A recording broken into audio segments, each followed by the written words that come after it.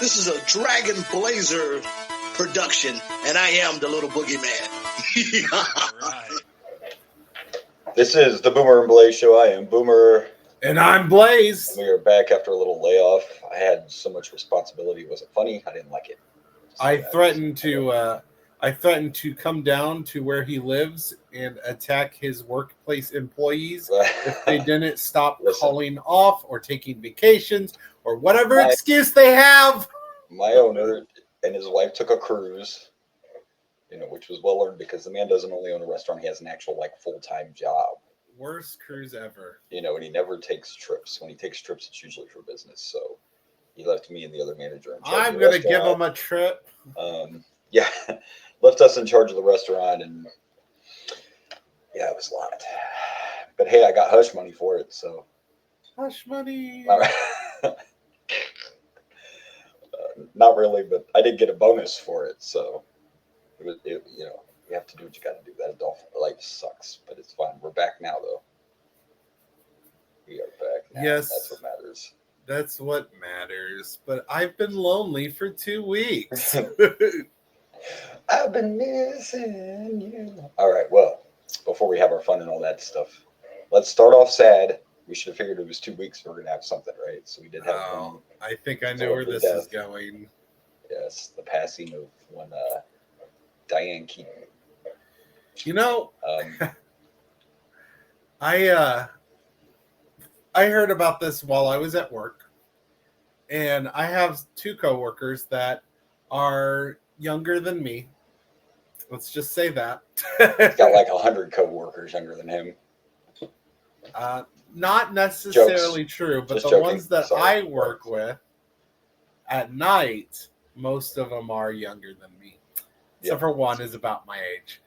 Anyways, I was like, oh no, Diane Keaton. I'm sorry. Spoilers. Yeah. I'm assuming that's who we're going with. Yes, we're talking about Diane Keaton. Yes. Diane Keaton passed away. And then they're like, I don't know that. What is she Immediately from? They're like, who's that? Yeah. Who's that? And then I'm like, wait a minute. I cannot think of one Diane Keaton movie. So I had to IMDb it. And I'm like, oh shit, she was in Godfather. Like, oh, okay, we know who she is. Yes, I've only seen the first Godfather and only once. It was a while ago. Yeah. It wasn't my cup of tea. Not that it was bad. It was just, I don't know. It was good. It was a good movie. What's funny is I don't even think that's where I remember it the most from. A lot of people probably wouldn't even say that, but the thing is, and here we'll get some ladies mad. We only have 5 female listeners, but the truth is, most of her movies were chick flicks, so I didn't see a lot of them.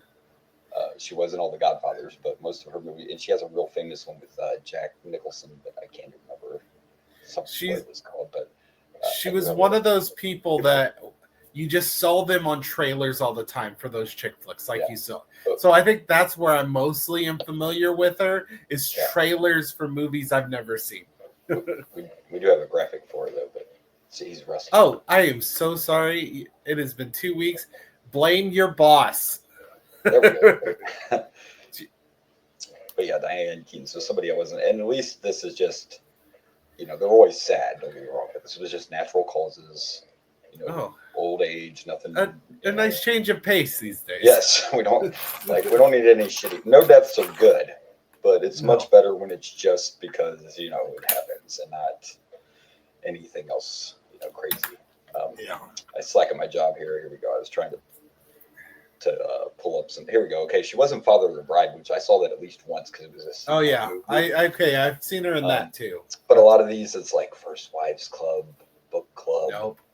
But man, I'm an idiot. Now, I never watched this, but I would guess one of her most popular movies was probably Baby Boom from 1987.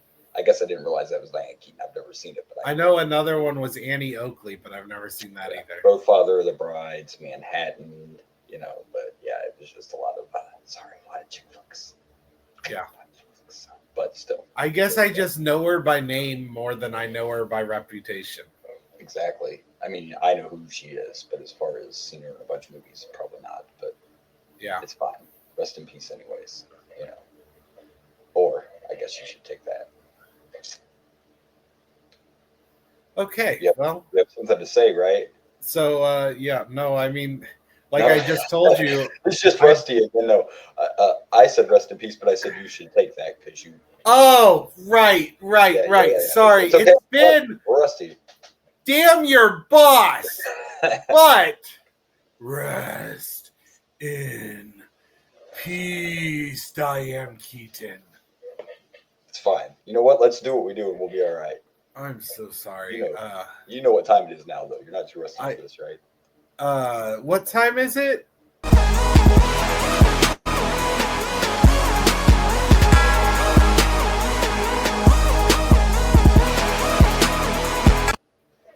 We're going to fake it till we make it, kids. It's fine.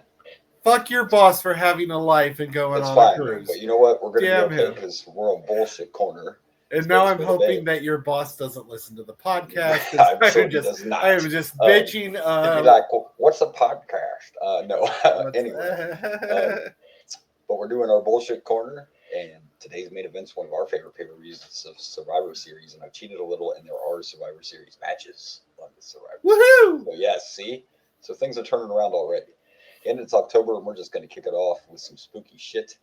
Spooky skeleton. There was a survey done, and they have named the number one scariest horror movie character, however you want to put it, and the winner, none other than Freddy Krueger. And there we go, scariest horror film character ever. Now, a couple years ago, you and I discussed our favorite slasher. Might have been 2 years ago, but whatever. And we picked Chucky as our favorite. Well, Chucky, okay. But with this, I totally agree with this. And I might have mentioned this on this show before. To me, Freddy is the scariest one. And the reason is everyone has to fucking sleep. That's what makes him the scariest. If you don't want to fuck with Jason, you don't go to Camp Crystal Lake. If you don't want to Manhattan do Michael Myers, stay out of Haddonfield. You know what I mean? Like, stay away from Texas if you don't want to deal with Leatherface, but you have to fucking sleep.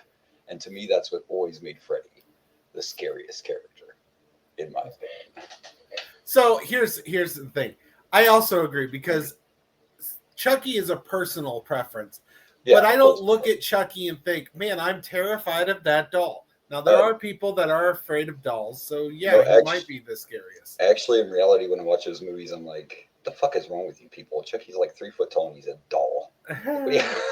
Let's be real. You could probably take Chucky. I'm just saying. But I like he's Chucky. Fun to watch. I like Chucky the most because he's fun to watch and he's funny. I love Brad Dourif as the voice. Yes.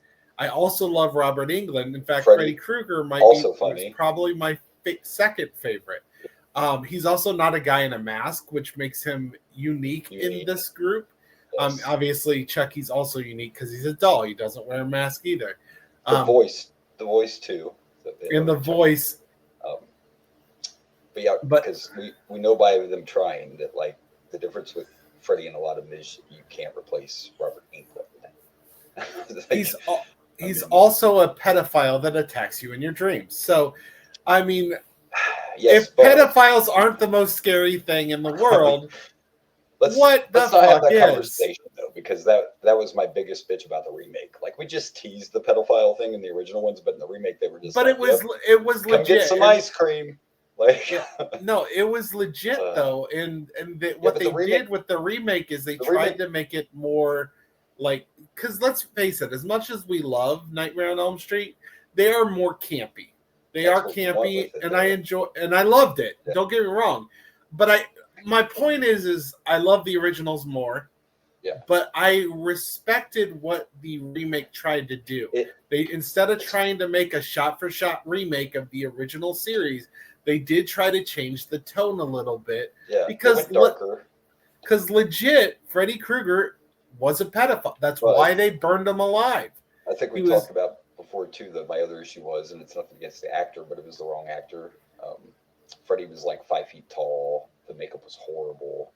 I mean, it wasn't my favorite. I own it, but it wasn't my favorite. And again, nothing against him as an actor, but he wasn't the right Freddy. Like, you watch these scenes, and these kids are like 6'5", and here's Freddy down here, like, like this, and the makeup. And I get it though; they tried to go with a darker tone. It just wasn't my. No, I didn't hate the remake.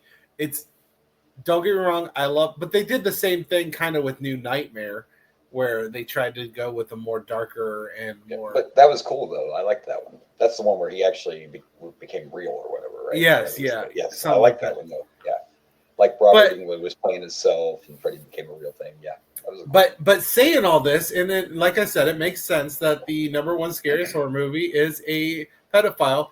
But even Freddy Krueger says, "Release the Epstein files." Yeah, that's right. Damn right he does. That shit. He's like, release the Epstein files, bitch. There is actually and you know what? Maybe it is October. Maybe next week I'll grab a couple more of them because they actually did. I think it's a top 10, and Freddy was number 1. I would like to see what they've slowly been releasing them all, so I'll have to go back and check and see. But this was number 1, Freddy Krueger, and I don't disagree. But we get to go right into some more spooky news as we are officially getting a new Friday the 13th movie, and an interesting person is being considered for Jason Voorhees, but I think it'd work, and it's wrestling related. Ooh. Braun Strowman is the front runner to play Jason Voorhees in the new Friday the 13th. Okay, here's my thing, and I'm sorry if this is petty bitching. He's got to shave the beard. He would have to. That's not petty bitching. I for some reason don't think Jason Voorhees works. I don't even know if you're like that anymore. Anyway, this is the photo that I found, on the internet. He may not even have a beard anymore, but absolutely he'd have to shave it. But could he do it? Sure, but let's remember it's not just all about being big. I think Jason would be one of the hardest to play actually, because it's all about your movements and shit. Like you don't get to talk. It's literally about the way you walk, the way you move. Kane Hodder. It's kind of like how great good old Samoa Joe's doing as and Twisted Sweet Tooth. We know. I don't know what to do with my hands. He's doing a great job. Like his mannerisms are fantastic, and of course, the voice is amazing too, which isn't Samoa Joe, but which I'm drawing a blank on who it is, but he's a pretty famous actor. He's a very famous actor. He hosts Lego Masters. Yeah. We know who he is, but we suck. I can't even picture his face. But anyway, yeah. So there we go. Possible new Jason Voorhees. By the way, this isn't the only horror. Will Arnett. I think it's Will Arnett. You got it. Congratulations. Yeah, tell him what he's won, Johnny. Oh, apparently you've won nothing. Nothing. I forgot. You get to do a show with me today. That's your prize. That is a good prize. There you go. So there you go. And speaking of horror, I've also read that Blumhouse, who has brought us a lot of good horror. Yeah, they have. I like Blumhouse. They have acquired the rights to Saw. Oh. Yeah. That could be interesting. It is interesting. I'm interested if they're going to, continue with it. Is it going to be a reboot, a remake, a redo, or a continuation? It could be interesting. I'm excited for this too. And speaking of Jason, the new series Come to the Cock might make me keep a hold of Peacock because the Camp Crystal Lake show is coming. Oh yeah, I do plan on watching that. So I might have to hold on to my cock a little longer. I have been planning on watching the Scream series too, but that hasn't come out yet.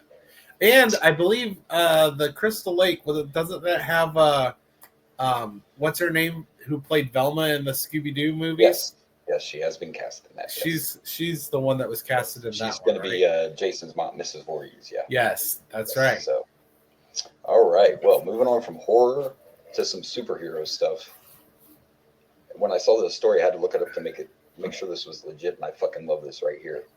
Christian Bale has spent many years and a lot of money quietly, 16 years and $22 million to build a foster village in California to keep siblings together. Aww. This is real life, and he's never once came out to say, "Look what I'm doing, Like I love this man. He's fucking real life Batman. He is. He's a real life superhero. This is beautiful. This is essentially the Batman that some people complain, which he does do this stuff, and people try to complain. Well, maybe Batman should use his money to actually help the poor. Batman wholly does use his money to help the poor all the fucking time. But Damn people right don't read that part of the story. They read the punchy. Right. Exactly. Which I love the punchy too. This is very cool, and the fact to me that this story hasn't, broke for 16 years shows you that he wasn't doing it for any other reason besides doing it for the right reasons. This wasn't for publicity. This wasn't for, look at me, I'm Christian Bale. Look what I'm doing with my money. But was this done after he yelled at that guy? Like, is this like, oh shit? Well, you'd have to Google it. Did it happen more than 16 years ago? I don't know. He started doing it 16 years ago, so I will look it up. I'm not sure, but it's cool. This is more. These are more of the stories we need in this shitty world right here. Yeah, right. Good stuff like this instead of all this negativity that we get fed all the time. I don't know. He does shit like this, and now I'm kind of wondering, like, what the hell did the cameraman do to piss off Bale? Like, maybe it is not Bale, like, going nuts or being a little aggressive. Maybe the cameraman was legit being a douchebag.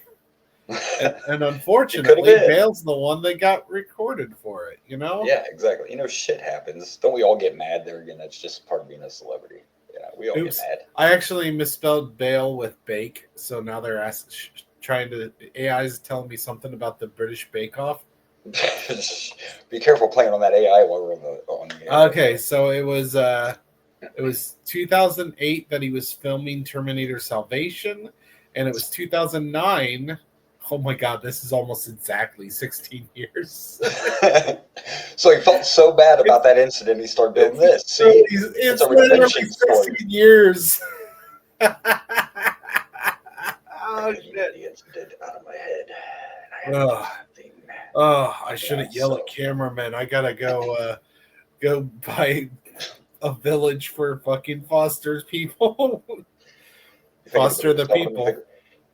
Way to go, Batman. That's a Bane congratulating him. I'm going to get you, Batman. He was also Batman like around this time too, wasn't he? Wasn't 2008 when Dark Knight came out? Was like Batman Begins was that was 2005. So he Batman Begins was 2005. 2008, I believe, is when Dark Knight came out. This is Batman then. That's legit. He was doing this shit as Batman. Yeah. So there you go. But we're gonna move on to another one that I haven't been to a concert in a long time, man. But I think this next story, this shit's gonna sell out all over the world, and I fucking love it. In honor of the anniversary of the movie, John C. Reilly is going on tour as Dewey fucking Cox. Sign me up. I like. I don't know how long it's been since you've seen Walk Hard, but man, it's been a while. But when I go to karaoke with my friends, sometimes we like to sing. We sing "Duet." Let's do it. Yeah. Yes. We love singing "Let's Do It." The greatest song from that soundtrack. In ways that make us feel good. It's one of the simplest, dirtiest songs I've ever heard. It's so good. It is such a good comedy song. I love it. And the entire song is sung as straight as possible, considering what it is. Yeah. Like talking about the back door. And yeah. You can come in my back door. It is on my Amazon playlist. Oh, and mine too. It's on my playlist. 100%. Yeah, this is cool. I think this is cool. I don't think he ever did this when the first movie came out. I don't think he, not on like a full-on tour. He may have played a few places as the character, but this is going to be an all-out, like, full-on tour as Dewey Cox. Can you go ahead and send that to me on the that graphic right there on the old Facebook?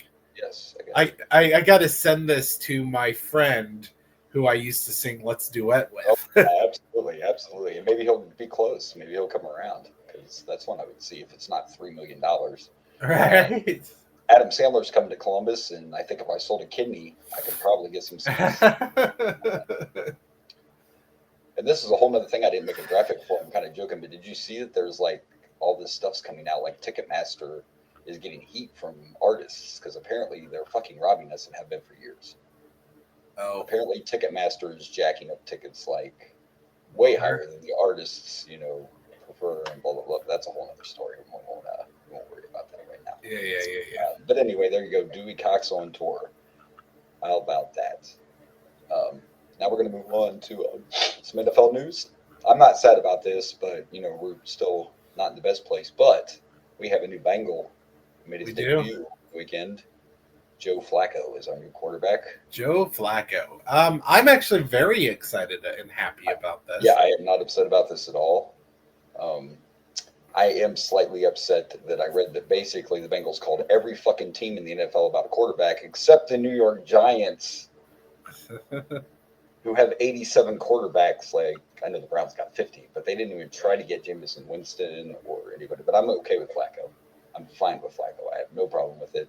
And we did lose the game, but Flacco, especially in the end, in the fourth quarter, looked good. Yeah, he definitely, you could definitely tell that he was a guy who literally just showed up in like 3 weeks or 3 days. And literally started. And he started, but here's the thing I liked, okay? Of course I would have liked to win, but we were in that game. He fought hard in the second half, and then no interceptions, no fumbles. Yeah. He protected the ball, and we were in that game. Yeah, exactly. And the reason I like it, I'm not saying I was ever, I don't hate Joe Flacco. I'm not saying I can't sit here and say I was a lifelong fan, but what I like is Joe just wants to still play. You know what I mean? Like, yeah. And even though he did come out and say he was a little upset about the Browns letting him go, the man just wants to play. So he's like, fuck it, I'm a Bengal now. Let's do this. Let's do what I do. He's very professional, I guess is what I'm saying. Like, there's no drama with him. He's not a prima donna.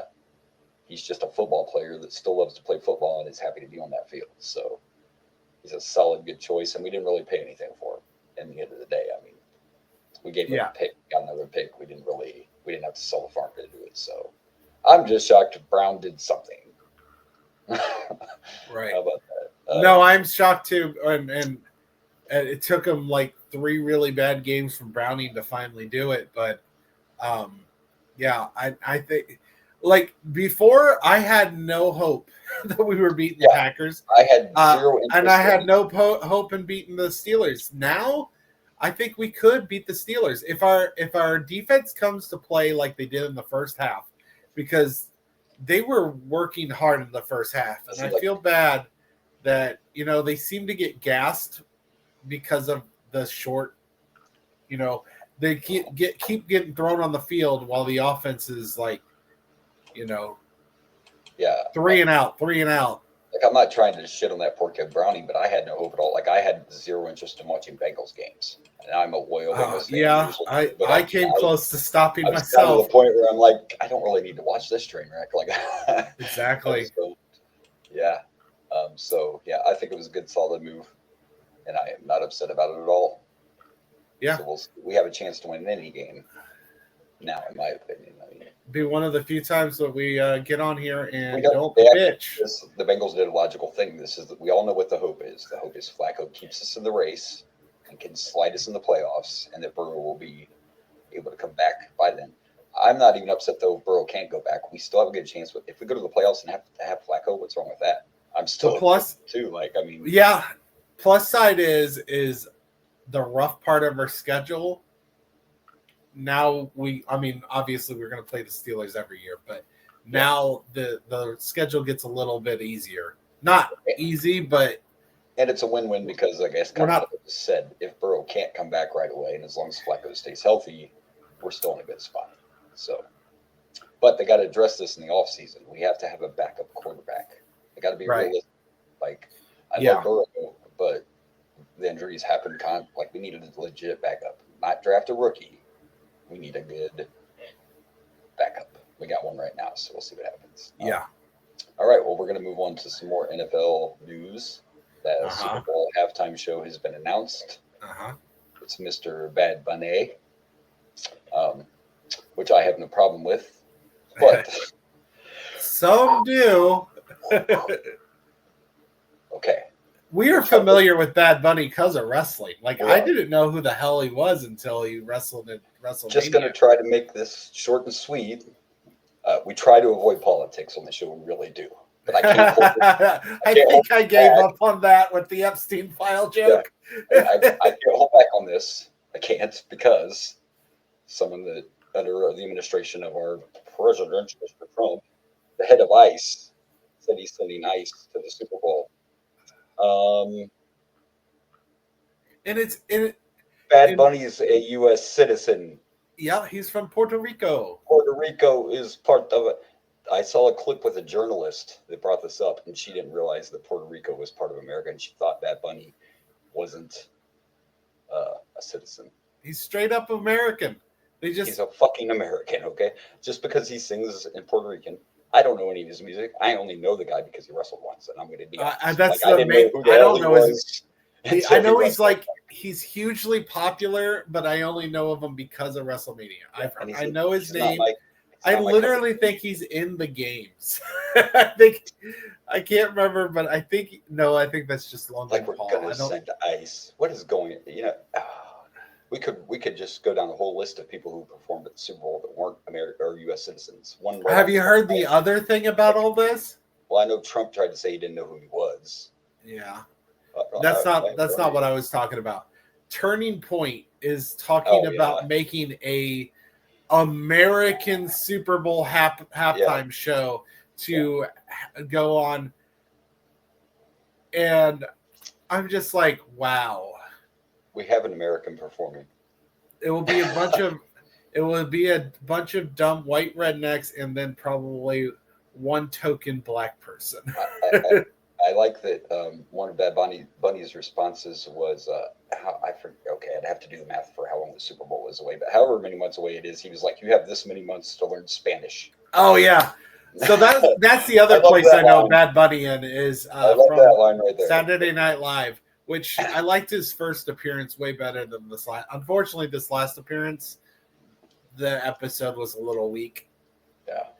But like I said, the ignorance to me about, come on, man. You two performed at the Super Bowl. They're not citizens. They're not U.S. citizens. Yeah. Oh, yeah. There's a bunch of people. Shakira. There's a ton you could name that were not citizens that performed. Shakira wasn't either. And you know what? He's not my cup of tea. But if you look up on Spotify, go ahead and check that Spotify list and see who gets the most plays. Like he's number one. Oh, he's freaking huge. I know. I don't even know one of his songs, but he's huge. That's what you do. It's not about personal taste. If we got our way, Weird Al would be there. 100%. I don't know what do we have to do to make this happen? We need a worldwide petition. Like I don't understand what's wrong with the NFL. I know we do it. What the fuck? What do we? This is what the people want. Give us what we want. I mean, Bad Bunny's name is about as silly as Weird Al. Oh yeah, I just thought it was funny that people had to complain about this too. I know. I've been seeing a crap load. Like I said, Turning Point, wanting to do a halftime show. Like, how fragile is your ego that you're upset about a 15-minute performance at the Super Bowl? Like, and you know the reason they don't like him, right? It's not just. I'm sure that the fact that he speaks in Spanish. Let me guess. Is it a political reason? Yeah, so he made comments before this all happened that he does not want to tour in America because he doesn't want ICE agents attacking his fans. Yeah, he doesn't want to put his fans in danger. Which is why with ICE. And that's why the response from them was, we're sending ICE to the Super Bowl. Yeah, he's literally concerned about his fans, and people are like, you're not American!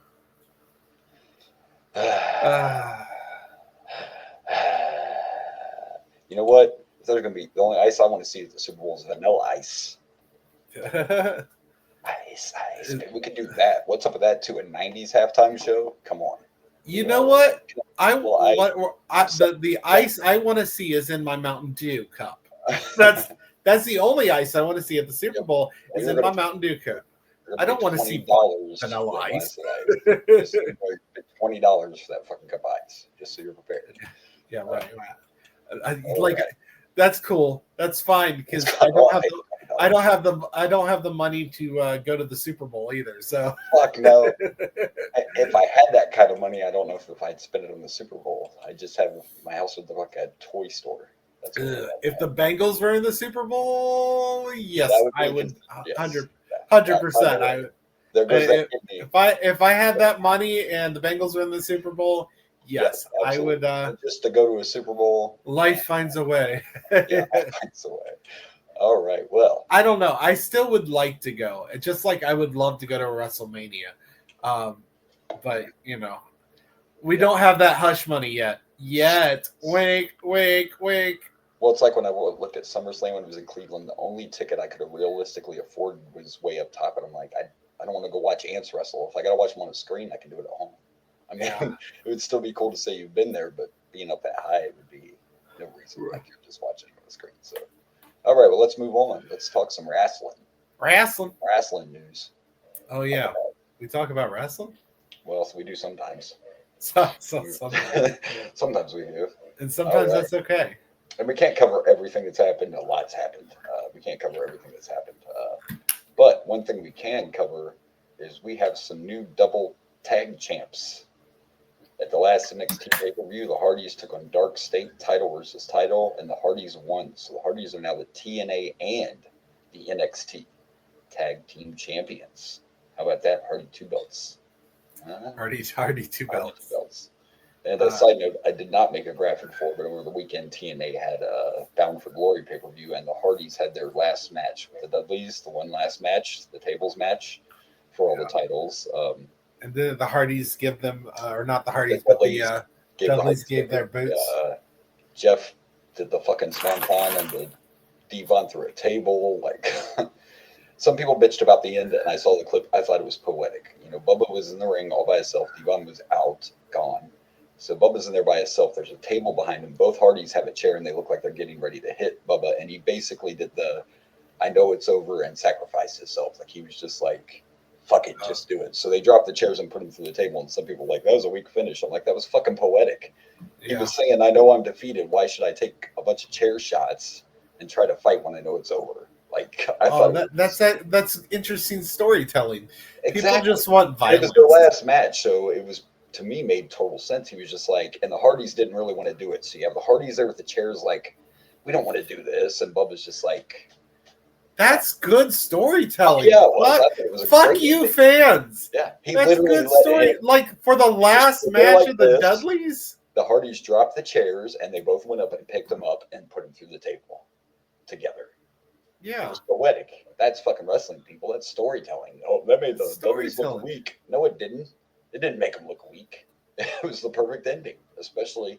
And the Hardys had no idea, by the way. The Dudleys never said this would be their last match. Of course, Devon hasn't been wrestling regularly for years. But Bubba has been. And the Hardys didn't even know it was going to be their last match.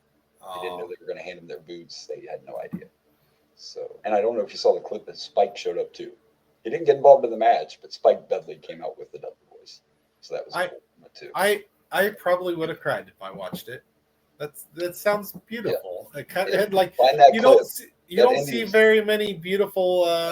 It's a beautiful ending that you'll love, just like I did. You'll have to look it up, see if you can find it. It was a good moment, especially not even knowing that was going to be the end. So, and by the way, the Hardys won another set of tag titles over the weekend, so they have 3 sets now. So they're trying to go out with a bang, for sure. For sure. So there you go. All right, well, we'll do a little talking about, even though we couldn't watch the whole thing, we'll talk about Crown Jewel in Australia a little bit here. I didn't get to watch any of it.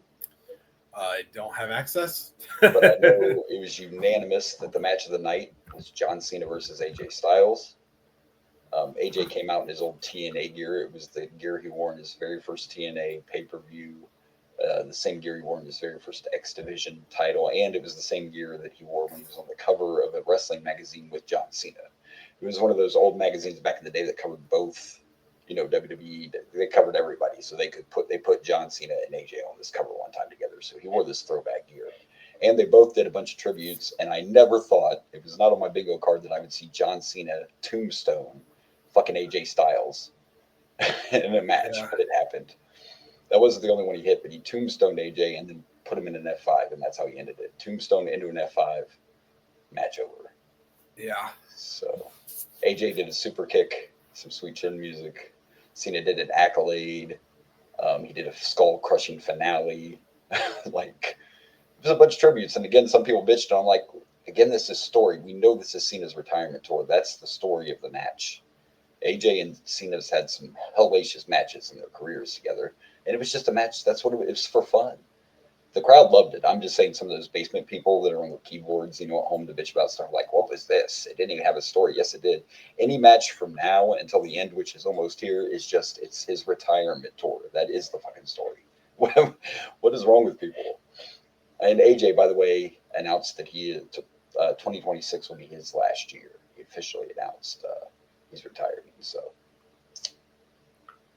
yeah. So other than that, I know that Seth beat Cody. Stephanie beat Tiffany. I don't know who won the women's tag match they had. It was Mommy and somebody. We don't have access, people, so the new stuff, you're not going to get as detailed reviews. Sorry. This ESPN just... I thought of a terrible joke a little too late. Oh. You were just talking about AJ's retirement? Yeah. He's going to walk off into the flat earth sunset. Sorry. Continue. So sorry, I'm in the process of trying to find this the Dudley's thing. I have something interesting just for you. I got a stat. You're a stat guy. With John Cena's win at Crown Jewel, he now has 100 pay-per-view wins. That makes him second on the list. Do you know which star has the most pay-per-view wins of all time? Second on the list. I'm sorry, say that again. John Cena is number 2 on the list of the most pay-per-view wins ever. Who do you think's number 1? This is all time in WWE. All time, shit. Let's see. Right now, where I'm at, the answer would be Bret Hart. However, he leaves the business pretty soon, and it doesn't continue. John Cena wrestled for 20 years. Part of me wants to say The Undertaker because of his undefeated streak at WrestleMania, but I don't think Undertaker... You are correct. Is it Undertaker? It is Undertaker. Undertaker has 107 pay-per-view wins. Oh, wow. I wasn't sure because I know Undertaker wrestled a lot, but then there was a lot of times where Undertaker just wasn't on pay-per-views. Yeah. But you think about it, the streak alone gives him, 21 wins? Is that how far he went, or 22? It's WrestleMania. But yeah, Undertaker is number 1 with 107. Cena can't beat that because he's only got 4 more dates. Oh, wow. I can't believe I got it right. Look at me go. Congratulations. And you actually can throw up the next graphic because we know it's official now that John Cena's last match is going to be that Saturday night's main event in Washington. There's those fans online that are like, oh my gosh, he's got the belt on in the picture. Are they going to put it back on him? Like, calm down. That's just a picture of Cena from Vegas Mania. Like, calm down. But that is officially his last match. He has 4 dates left. 2 of them were Raws, but it doesn't say if they're just appearances or if he'll actually wrestle. He has 2 Raws left, and then Survivor Series. We're so close. Saturday night's main event. So he'll be at Raw in Boston. He'll be at Raw at Madison Square Garden, Survivor Series, and then main event. It still blows my mind that this is going to be on main event, but the fact that it's not on NBC, it's a business thing, right? A lot more people may buy Peacock if they don't have it because they're going to want to see John Cena's last match. There's all sorts of rumors of the celebrities will be there. There's even a rumor our president may be at this show. With ice? Yes. Ice, baby. In his cup, I hope. Some of the rumors, though, I'm still hearing the front runner is Gunther. The fans really want Edge. Never say never. They did write Edge off AEW TV, but it's not because his contract's up. It's because he's going to film. They renewed Percy Jackson, his series. I watched the first season. It was pretty good.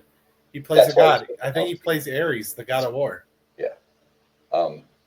Never say never. My logical side still thinks it may be Gunther. Now there's a rumor they're considering Seth.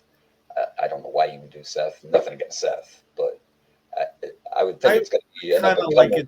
I'd like it either an up-and-comer or I'd like someone who John Cena has a personal, relationship feud type. Well, actually, I don't think I think it gets forgot because of everybody he's faced, but Cena and Edge had a you got to remember Edge cashed in the first ever Money in the Bank. No. I'm fine with Edge would be great. Edge would be fine for history-wise. Maybe is it possible with TKO there and not Vince? Like, because you could do a one-off. You don't have to let Edge go. You could make a deal. It's happened once. Back in 2012, WWE let TNA use Christian, and I forget who. I think they used Kurt once, or Booker T or somebody that had already left. They did a trade one time in 2012. So it's not impossible. You could just let them use Edge, and then they could scratch your back and let you have someone appear on your show. Yeah. Or just use money for it. Like, it wouldn't be impossible. But it's intriguing to see who's going to be his last opponent. I'm not sure. Who was seen as like biggest rival? That's a good question. Did he have a big rival? I mean, when I think of some of his biggest rivalries, I think of Orton. Orton is one of his biggest ones. Edge was a big one.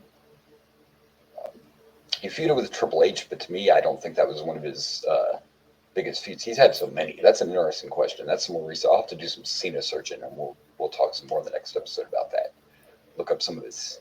We're stat people. We'll have to look up some of his opponents and how many times he faced him and stuff. Yeah. But, we shall see. I don't know. We're going to see who his last opponent is. Maybe it'll be somebody no one expects. That'd be cool too. By the way, interesting fact, Brock had his match and now it just seems like he's disappeared. Just thought I'd throw that out there. Oh, no. Interesting. How terrible. Might have been a one-off. Like, we just want you to come beat up Cena. Yeah. And then go away. All right. Well, I think that's it for the wrestling news. Like I said, we can't catch up on everything. We've been gone for a minute. So we will talk about, I guess, real quick. I talked to you about it off air last night. Raw. The Vision turned on Seth. Braun Breaker speared him. And then Bronson Reed gave him a tsunami. And then Paul Heyman, looking like he was going to piss himself, reluctantly raised both their hands while Braun had the world title in his hand. As I told you, they had to pull, well, they didn't have to, but they pulled the trigger early on the turn because Seth may be hurt from doing a coast-to-coast headbutt on Cody at Crown Jewel. You would think they would, and maybe this is highlighted by the fact that I just watched the first part of the Benoit Dark Side of the Ring, but you think they would not allow these headbutts. Yeah. I don't know why he didn't just do a normal coast-to-coast, but the clip I saw, it looks like he tried to attempt a coast-to-coast headbutt. I don't know why he just wouldn't do the drop kick. I don't know why you do it anyway. You've not seen a lot of people do it. I don't, Shane could do it. Yeah, but that's it's longer than you think. Me and you have been in a wrestling ring. That's a long way to jump.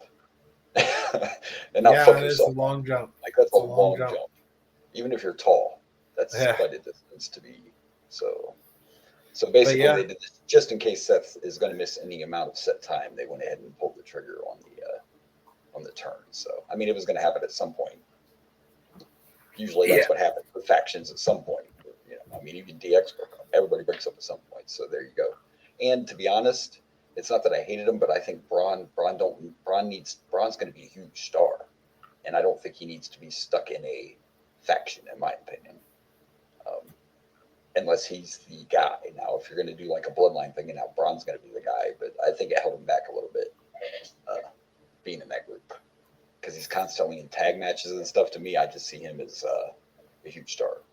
So, yeah, we'll see. Also, by the way, Punk became the #1 contender on Raw, so Punk is the #1 contender for Seth's title now. He took on LA Knight and Jay in a 3-way. Hey. But it's not gay in a 3-way. It's not, and Punk won. So Punk's the new #1 contender. Nice. So there you go. All right. Well, I think we only have one thing left. Oh yes. What would that be? It's time for the Chic Tweet of the Week. Chic. These are just short words of wisdom from him this week. Short, simple, and to the point. The moral of the story is: don't be a jabroni. I think the whole world could just use that advice right now. I was really surprised that "Go Fuck Yourself" wasn't part of this. So this was actually the one I picked when we were going to try to do like the special episode. We were going to try to do so I just kept it. This was going to be for our little content episode that we tried to do that didn't happen. So I just kept it. It's fine. So there you go. Don't be a jabroni. It's good advice for everybody right now. Don't be a jabroni. Don't be a jabroni and calm the fuck down, would you? Give somebody a hug or something. Chill. All right. Well, then it's time. It's time. It's beta time. I mean, it's.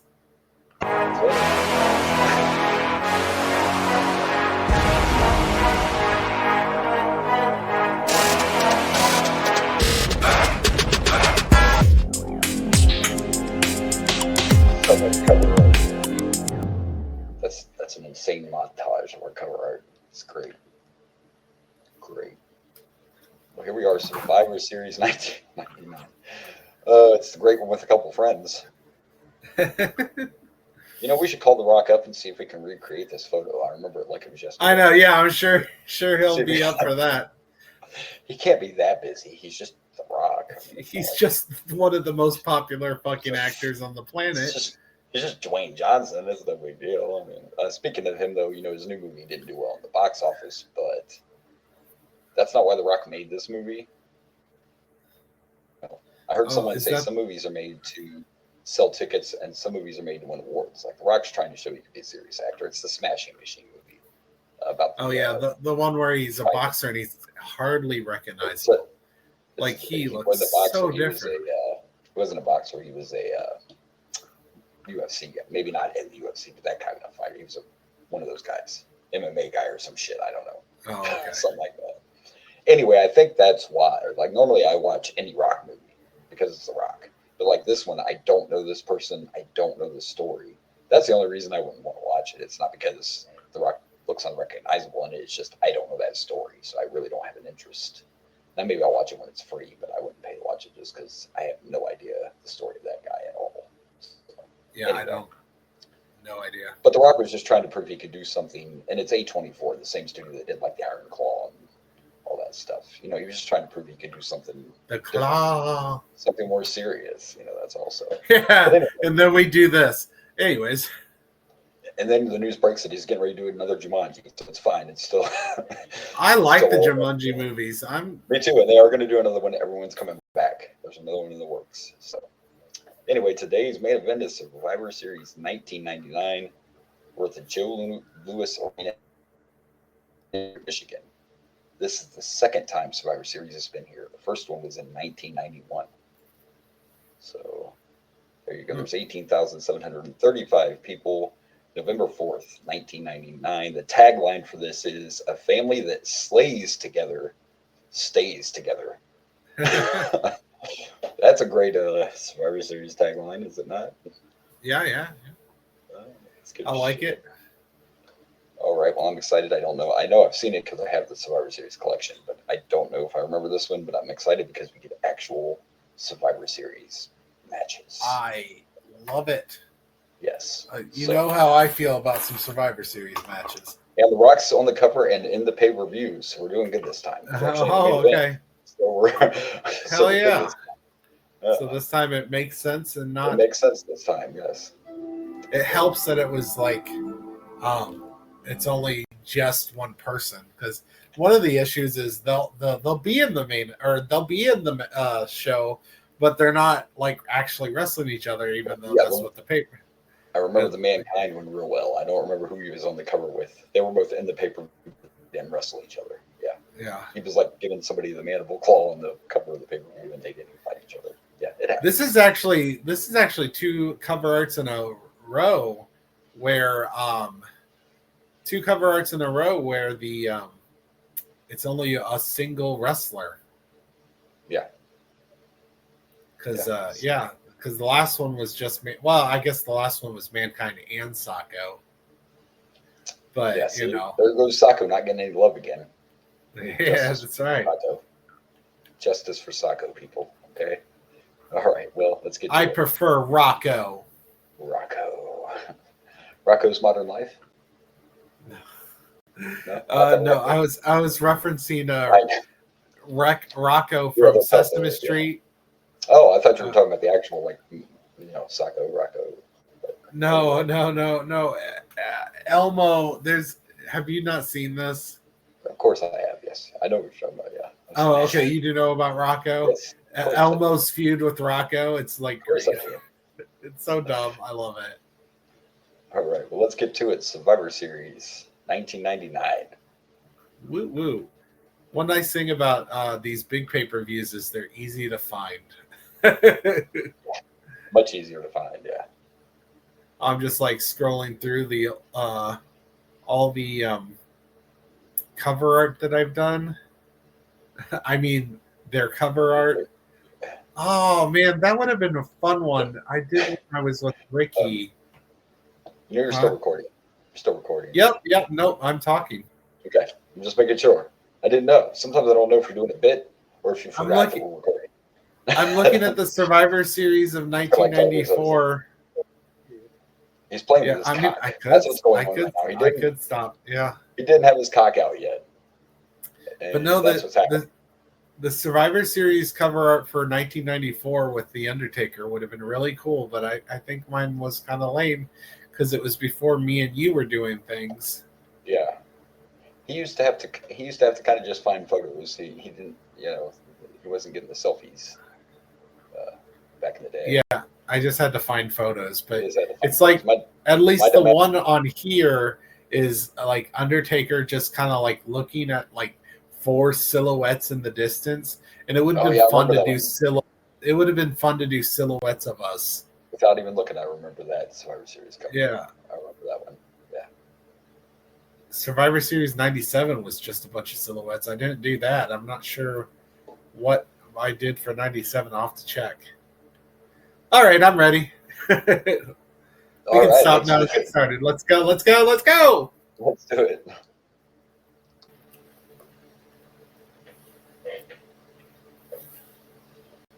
All right, so here we go. Our first match. What a way to start the pay-per-view. A traditional Survivor Series match. And we have pimps and headbangers and Dudleys. Oh, my. And don't forget the hose.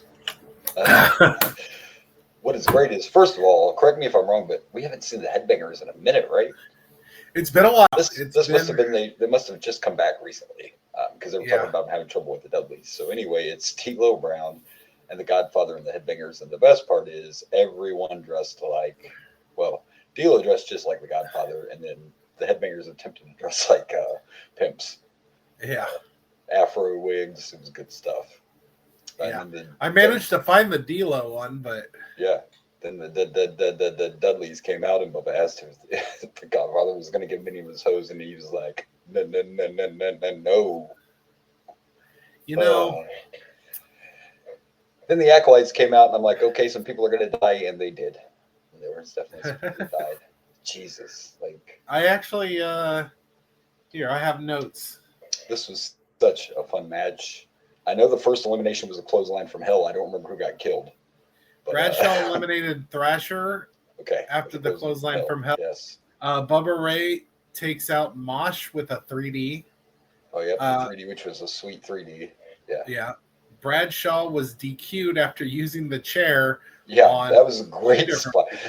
Bradshaw went out and got a chair. And was like, "Fuck it," and he took out Bubba and one of the and D'Lo. Yeah, took out Bubba and D'Lo. Farouk and Devon are counted out after they are fighting. Those darn acolytes can't get along with anyone. I know. I don't know what their problem is. Like. And then D'Lo eliminated Bubba after a frog splash, and then Godfather did the hoe train as well. Before the hoe train into the frog splash. Yeah. Into the frog splash. So fun match, chaos everywhere. That clothesline from hell definitely killed somebody. I didn't even hate the part where Bradshaw was just like, "Fuck it. I'm getting the chair. I'm gonna do some shit." Partially because that really is their characters. Yes. Like we're getting real close to the APA and not the Acolytes. Like we have to be getting close to. They got different music. I noticed they're still wearing like the Acolyte gear, but they did have different entrance music this time. I know. I'm excited to see him as JBL because that is definitely one part of his career I didn't see much of. JBL. I hated him, and that was what was great. He was such a good heel. Yeah, that's gonna be good shit. He was longest reigning SmackDown World Champion at the time. So yeah. Anyway, Fun fucking way to kick off the pay-per-view, D'Lo and the Godfather of the Soul Survivors. But I have to bring up some of our golden commentary. We have the King and Jim Ross. They're talking hose the whole time. Big surprise. But this line right here was a great one from Jerry Lawler. Look at that blonde hoe. She could suck the numbers off my credit card. I remember that. Yes, That's a Jerry Lawler quote, folks, not me. That's a Jerry Lawler quote. Wow. Just, I don't. Suck the numbers off my credit card. Woo! I don't think I've ever heard that one. I know I've never heard that one. That was interesting. Another good one that's not dirty from Lawler, but it was still a good line was, I don't think Bubba's going to stutter anymore after that chair shot. Which, by the way, did dent the chair. The chair definitely had a big, huge dent in it. Yeah. But this was fun. This was chaos. This is what the Survivor Series is about. This is why we love it. And I should have saw the tension coming between the Acolytes and the Dudleys because they kept talking on commentary. They're like, well, because at first they were all working together, and they were like, well, it seems like they're getting along. But yeah, the Acolytes just don't fucking like anybody at all. Like Ron Simmons and Devon, or whichever one it was, were arguing about who should get the pin. Like after all that shit went down, like I'm gonna pin him, and then he leg dropped the dude, leg drop. Like it was great. This was so entertaining. This was an excellent first Survivor Series match, and then we got a teaser video afterwards, and we're gonna see the debut of fucking Kurt Angle. How can This is the pay-per-view where Kurt Angle debuts. How did I forget that? Oh man, and here's some. So I looked up the card, and we have 1, 2, 3. 4 Survivor Series matches, and then we have a Survivor Series match versus 1 because the Big Show is in a handicap Survivor. I don't think we have not seen a handicap Survivor Series match. No, we've not. That's definitely a disadvantage. A little bit.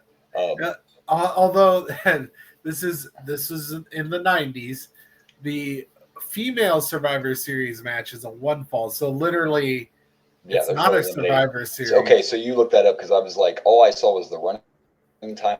I'm like, how the fuck is a Survivor Series that short? A Survivor Series match, but you just explained. So yeah, I go on Cage Match and I can find all the cards for all the pay-per-views, and you can actually click the tab. I finally figured this out after how long we've been doing this. I finally figured out there's a tab where you can look at the card without the results, so I can actually do all this. What he's been searching for forever. I know. Forever. So I'm able to do this without spoiling who wins these matches, because that matters to me. I don't know. What's crazy about that Big Show Survivor Series match, the handicap thing we're going to see, I don't think WWE did as much, but when he was the Giant in WCW, and he was on Saturday night or something, he would take on 3 jobbers at one time and just destroy them. Of course, the Survivor Series match is not going to be jobbers, but Big Show freaking it's Midian, Prince Albert, the Big Boss Man, and Viscera. These aren't small people either, other than not Midian. Small people, but I was kind of wrong because they're all kind of jobbers except the Big Boss Man. So I guess not the evil Midian. Midian. I would not call Big Boss Man or Viscera as much as I don't like Viscera. I said Big Boss Man was not. I did say that. Midian maybe is a jobber, but he's not really a true jobber. He's on the show. He just none of them are, but they're not the big stars. But that's a lot of meat, though. That's a lot of Viscera alone is big enough to take on the Big Show without any help. Exactly. This is kind of a big. As far as this one goes, I'm going to give this match 4 pimps. Pimps up, hose down. 4 pimps. I'm going to go with 3.5 hose sucking credit card numbers. Jesus. I don't know how they do it, but I'm sure there's a corner on the internet where it's there. I'm going to really try to pay attention, but I bet that's the line of the night from Lawler. I don't know. We'll have to wait and see. But that's going to be hard to beat. We do have women in wrestling, though, so but that's a good line. I'm sure puppies will be involved somewhere, Probably. All right, well, let's watch the debut of the Olympic gold medalist. All right, I am excited about this. I always like a good review on our podcast. or a good. Yeah, I don't remember his debut, so this is gonna be fun. This is gonna be a fun one. Yeah. All right, let's do it. Let's do it. I suppose you're waiting for me to pause it, huh?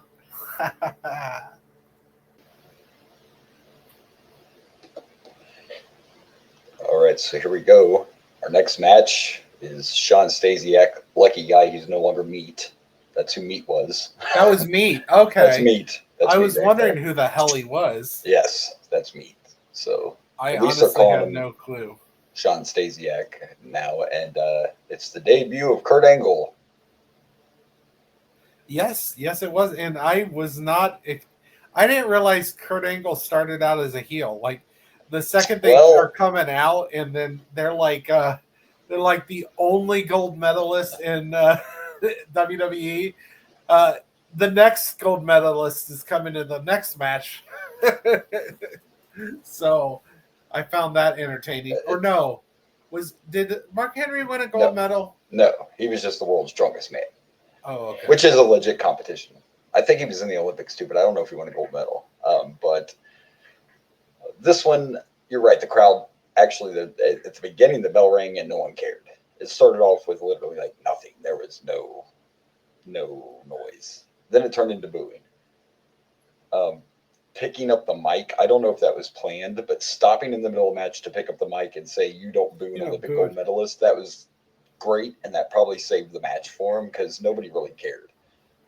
That's the honest truth. Like, no one cared. Yeah. I think you probably should have had him against somebody else. I know you don't want to put him against like your biggest star, but no one knew who Shawn Stasiak was. While you're talking about his legendary dad, do you remember Shawn Stasiak's dad at all? Because I don't. Who's his dad? I don't know. He was a wrestler. He was before our time, though. His last name was Stasiak. So that tells you right there that you don't remember his dad. No, I don't know. No, I had no idea who his dad was. So the mic spot was great. Other than that, this match wasn't that great, but it was Kurt Angle's first match. So I'm not going to, that drop kick that he attempted, that drop kick was horrible. It was horrible. It's a good angle slam, though. It was a good angle slam at the end. The drop kick was bad. But, it's his first match. So it was a historical moment. But it just wasn't that good, and nobody cared. And you notice he didn't have any medals on. He hasn't started doing that yet. He didn't wear his medals to the ring. This is his debut. So are you trying to tell me that he was not supposed to be a heel? No, I'm not saying that. I'm saying I don't know. I don't know. I don't know if that mic spot was planned. I don't know if that was just him, improvising. I'm not sure. I don't know. Yeah, because I legit thought he was like they were trying to build him like a baby face. That video package they showed before he debuted didn't say heel at all. Like that was definitely trying to build him as a baby face. To me, he probably was supposed to be him. When the fans started turning, they were just like, "Well, that's not." This was back in the days when they still let things happen organically. Kids, we don't get that as much anymore. So I think a lot of that has to do with the internet. The internet makes it very difficult. Everything. The internet makes it where people know, like, back in those days, unless you were a hardcore wrestling fan, you didn't know these kids coming from the indies. You didn't have those kind of those. You had to find them in wrestling magazines, the dirt sheets and stuff like that. You didn't know all that stuff. Originally, those were letters too. That's how old that is, kids. Like, if you were a member of the dirt sheet, you would get their newsletter, but you got the actual letter in the newsletter in the mail. You are right. That is part of it. That's a big part of it. Now we just know too much. Now, and the wrestlers showing that, the Undertaker hates that no one keeps kayfabe anymore, but he's got a good point. It's like Tiffany Stratton's out there wrestling Stephanie, and they act like they hate each other, and they go back in the back and they post a TikTok where they're dancing with each other. That stuff doesn't help either. But I get it's harder. But you're right, it is the internet. It is. It's everything's viral, and that's literally part of it. Going back and doing TikTok, we didn't have a lot of those options those back then. No. But it was also like the wrestlers themselves would do things like the heels hung out with the heels. You never saw a baby face and a heel in a bar together having a drink. Like, they would keep that stuff, Yeah, the only people who saw that were people that were literally at that one bar. Right, it happened to be they got spoiled on that Now that happens and someone does a TikTok off of it. Or, like we know what the hell Blue Cane is. Blue Cane is not exactly a household name. That would never happen with it. That's why there's good and bad to it. It's got both. I know. But my point is what if this is an extreme example that will never happen, but what if he shows up on WWE? We all know who he is now. So guess what? We're probably going to be cheering him. Where back then, he'll show up out of nowhere and we won't know anything about him beforehand. Yeah, exactly. Or like Joe Hendry. Like his is a little bit bigger of a company, but still. Yeah, but still, it took him, like, a lot of people think he's just started. Joe Hendry's been wrestling for a long time. It took him this long, and the internet helped him get his gimmick over. So yeah, you're right. And of course, the other factor I always talked about was like Stasiak was in WCW, but legit back then there were a lot of people that didn't watch both. So that was now if the internet was around, you would have known like, hey, this guy came from WCW. But a lot of people back then didn't know that stuff. If you didn't watch both, you had no idea. So anyway. As far as this goes, it was his first match, so I'm going to give it a 2.5. I like the microphone spot, and the angle slam was sweet. Those were the two best parts of the match. Yeah, I would. I think 2 is probably the right answer. 2. Where's his gold medals? Where's his gold medals? Why doesn't he have the medals on? But if you're right that this was an organic heel turn based on the people booing, and this was back in the time where everybody was a rebel, and having a full-on American gimmick is not exactly popular back then. I can see why it happened. Yeah, exactly. So all right, well, let's move on. I believe we have another Survivor Series match. We do.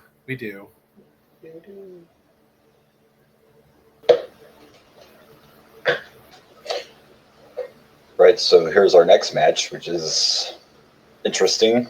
This interesting baby face team of Sexual Chocolate, Gangrel, Valvinus, and Blackman. They're the baby faces, right? They have to be. Are they? Yeah. God, British Bulldog is not very loved right now. So neither's the Mean Street Posse. Shane McMahon's. No, they just seem like douches.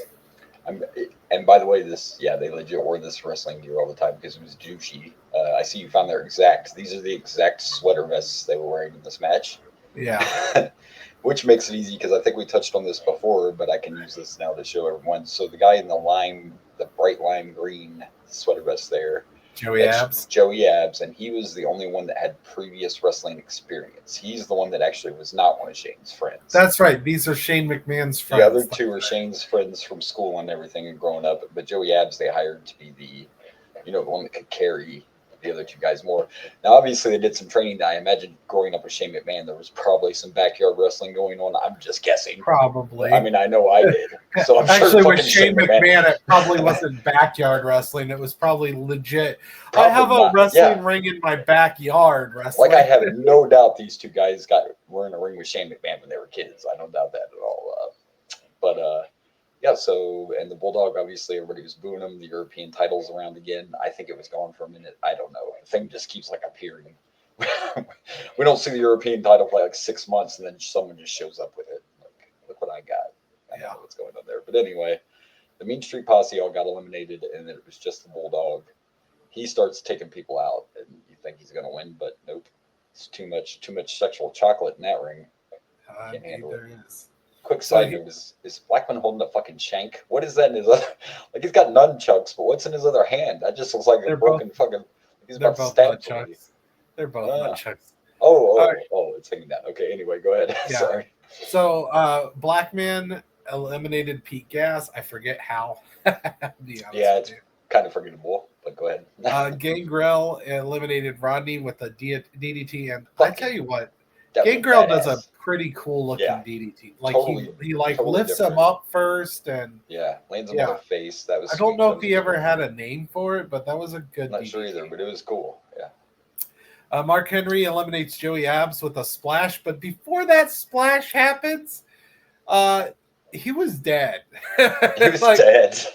I mean, Mark Henry runs to the ropes and like literally, as his neck is hanging on the ropes. Oh yeah, smashes, jumps out of the ring and like literally, that move right there should have told you. Decapitated him. Decapitated him. The actual wrestler, because he could take a move like that. They also mentioned in this, by the way, Mark Henry was in the same Olympic Games as Kurt Angle, but he did not win a gold medal. But he was in the '96 Olympics, just like Kurt Angle was. For some reason, I was thinking that Mark Henry won a gold medal, and like Kurt Angle was just being that's why I thought he was being a heel, like the only gold medalist. Although just like emphasizing the only, it felt heelish to me. I was gonna say, isn't ego enough to be heelish? Like, you know? Yeah. Just like when he grabbed the mic, you don't boo an Olympic gold medalist. What's wrong with you? I came here for you people. There's no hiding that part of him being a heel. What was interesting to me is when Bulldog threw Val, this thing towards the end, he threw Val outside of the ring, so we got the ref distraction, and I thought the ref distraction, something else was going to happen, and all that happened was Bulldog made Mark Henry come in by slapping him, and Mark Henry just fucking killed him. Like, that's all that happened. Like, that's literally what happened. He got the fucking, whatever, the world's strongest slam, and then Val came in and did the old money shot. Mark Henry, like, jumping on, like literally just sitting on his head and off the rope. Fucking neck. Like, oh my god, decapitation. Bulldog eliminated Gangrel with a superplex off the top rope. Bulldog eliminated Steve Blackman with a fisherman's suplex, and then Val Venus eliminates Bulldog with a money shot. I loved how JR afterwards, he's like, that's such a penetrating move. I was like, that sounded like a king line, but JR. It did. It sounded like a king line. That was like a credit card line right there. And by the way, real quick, so I don't forget, after the match, we got a segment where Michael Cole went to interview one of the women's teams, and he got molested. I'm not saying he would complain, but he got harassed. Well, he walked in on the women's locker room like he was Donald Trump, and then they were enjoying it. Not here. They're like, Marlena didn't have a top on, so she just had to cover. Look, we already broke the barrier. We already broke the barrier, so I'm just, rocking it. He was invited to come back and wash some stuff off after the match. I don't know. That sounds like the money shot. I don't know what's happening. Anyway, this was not as good as the first Survivor Series match. It was still okay. It was fun. The team was just a little hodgepodge, but they used to do that sometimes back in the day. It was like the fun story of British Bulldog.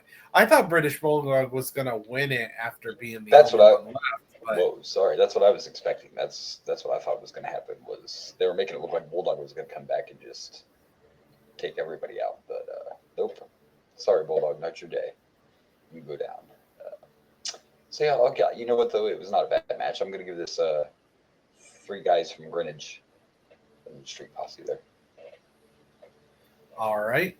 I'm going to give it a 2.5 decapitations because I tell you what, this may not have been the best match, but as someone who likes some destruction, that was some destruction. That was some Death Becomes Her stuff there. I mean, as long as the dude's okay, because if the dude's not okay, then this is super cool. But as long as the dude is okay, I said he is too quick. I should have been like, nope, he's paralyzed now, but that's fine. No, just go ahead and make fun of his injury. Cool. No, he is okay. He's fine. He's fine. Because, Mark Henry was a little rough at the beginning. Like when he first showed up, like he was very green. But that was just how. Like, my neck hurts from watching that. Yeah. Not good. Yeah. All right, well. Let's move on. And we need justice for the women. We know the women are about to get robbed because we're watching this women's 8-man match, but it's not a Survivor Series match because apparently you only got to beat one bitch. I'm looking at the very small part of this match, and it just looks like just the tip. Whoa. Oh, this should be a penetrating match, you know? JR, man, JR. JR with the dropping the dirty line. I know. It's crazy. Yeah. You wouldn't expect it, but hey, he's a wild man. He's a little more wild now because, he's a bachelor since his wife passed away. Oh, damn, really? I mean, at this time? So, oh, that's sad. Oh, no, not way back then. No, his wife just passed away a few years ago. It wasn't well, then he wasn't sad then. No, not then, no. All right, well, let's move on and check out this women's match. We'll be right back. Don't go get popcorn or nothing. This is going to be a quick one. Yeah, you don't have time. Yeah. I need to use the restroom, but I'm going to wait till the next one. Actually, the next one looks really short, too. And the next one looks... We got three short matches. Three short matches in a row, yeah. Oh, how do you know? Because you have no commercials. I have the match length on my on the Wikipedia. Oh, I can look at the match links too, but if I look at the match links, I see the results. So So that's how I know. Yeah. Fair enough. All right. Let's check it out.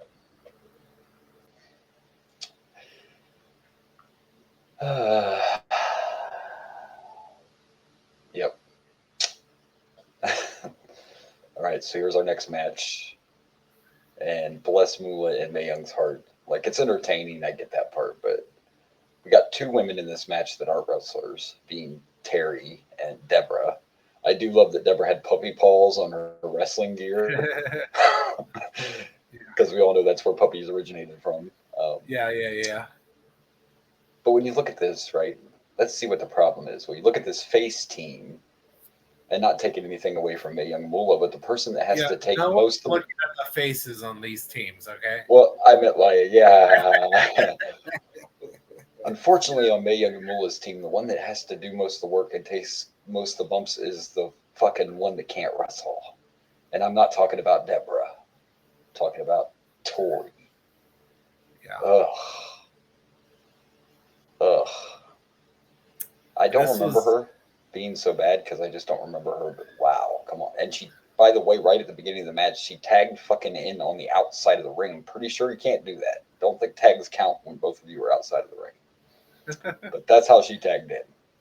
Oh, that's okay. That's better than the lamest finish ever with the slowest fucking, she literally had to just sit there and wait, look at her, watch for a second as Mae Young and the Fabulous Moolah slowly brought the double clothesline to her.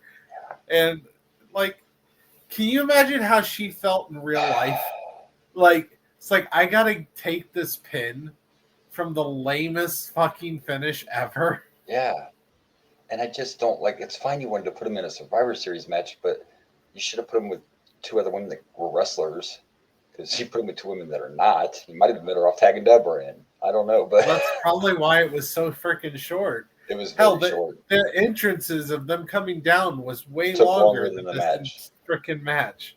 Yeah, it was bad. It's a bad match. It was just for eye candy and laughs, I guess, but it was not good. Yeah. Sorry, ladies. Not good. The puppies didn't even save it. But we're getting close. We're getting close to some Lita. We are. We're getting close to some Trish Stratus. We're getting close to actually having decent wrestling matches. Let me at least give a little bit of credit.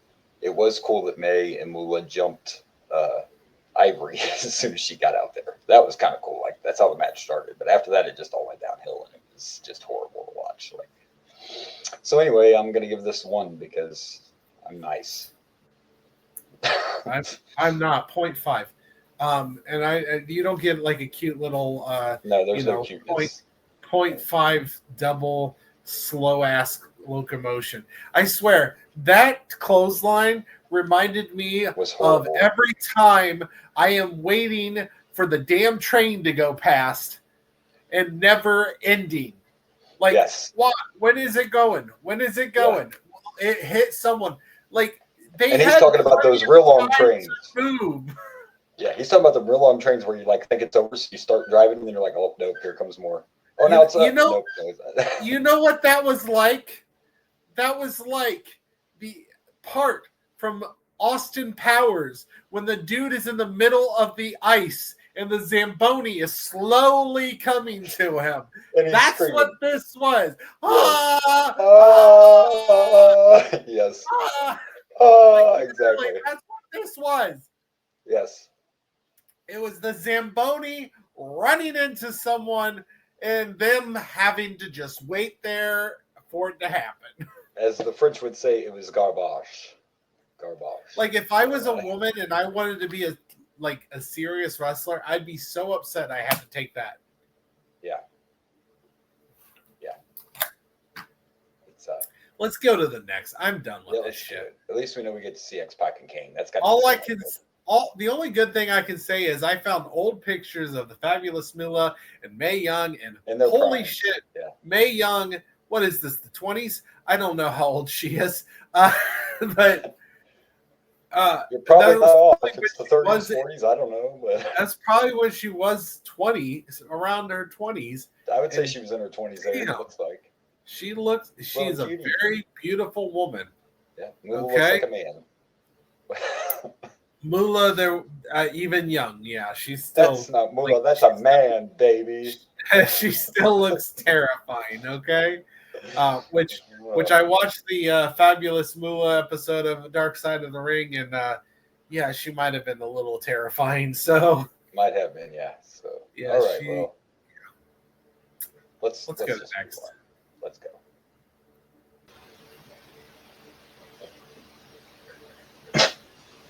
All right, here we go with our next match with a built-in story already. It's the former tag team champions and partners, X-Pac and Kane, and I'm gonna make a complaint right away. That's not a complaint, but is a complaint.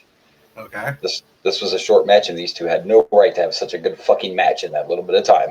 It was a bad complaint. I mean, dude, like it shouldn't have worked as beautifully as it did. What a match!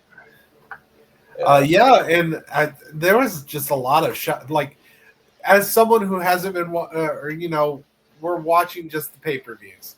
Right, I was not prepared for X-Pac to be the heel in this match. I knew they faced off each other. I forgot that Kane was the face and is also in love with Tori, apparently. And X-Pac, like, starting with his interview that they did with them, like, he was calling him big baby, and impotent. Impotent. Like, I was like, oh, well, I guess X-Pac's the heel.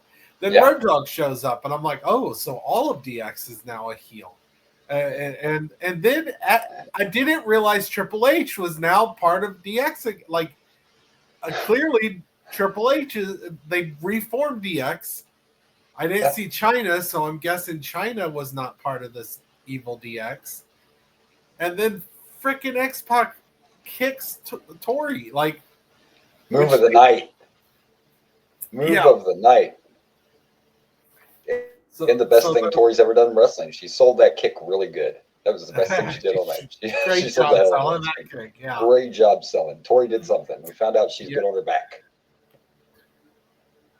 Yeah, well. At first, too, I will say at first, but like you made the point, we don't get to watch, all the Raws and everything in between. At first, I was disappointed when Road Dogg came out because damn, it was such a good match. But they did it for the purpose of extending this feud and extending the story of the feud between Kane and X-Pac, because now the Big Red Machine's really going to be pissed. He kicked his woman. Well, yeah, he kicked his woman. Yeah, and Triple H hit him with the championship belt, too. So, that's also one that they threw in there. So, but yeah, it was a good match, even though it was short and there were shenanigans. Again, it's part of the story, but before the shenanigans, it was just a back and forth match, and the crowd was into it and was kind of into it, but like they were cheering for Kane and X-Pac. It felt like they were popping for everything. It was so they had to really acknowledge the evil of the Generation X, the evil of the X-Pac. Mm-hmm. The X-Pac. Like I don't. And now it kicked a bitch. If you want heat, that's definitely a way to take heat. What the thing that surprised me is I don't remember. Like I remember that DX was technically heels at the start, but they were like fun-loving heels, but they were still like fan favorites. Like this felt different. This felt almost evil heel.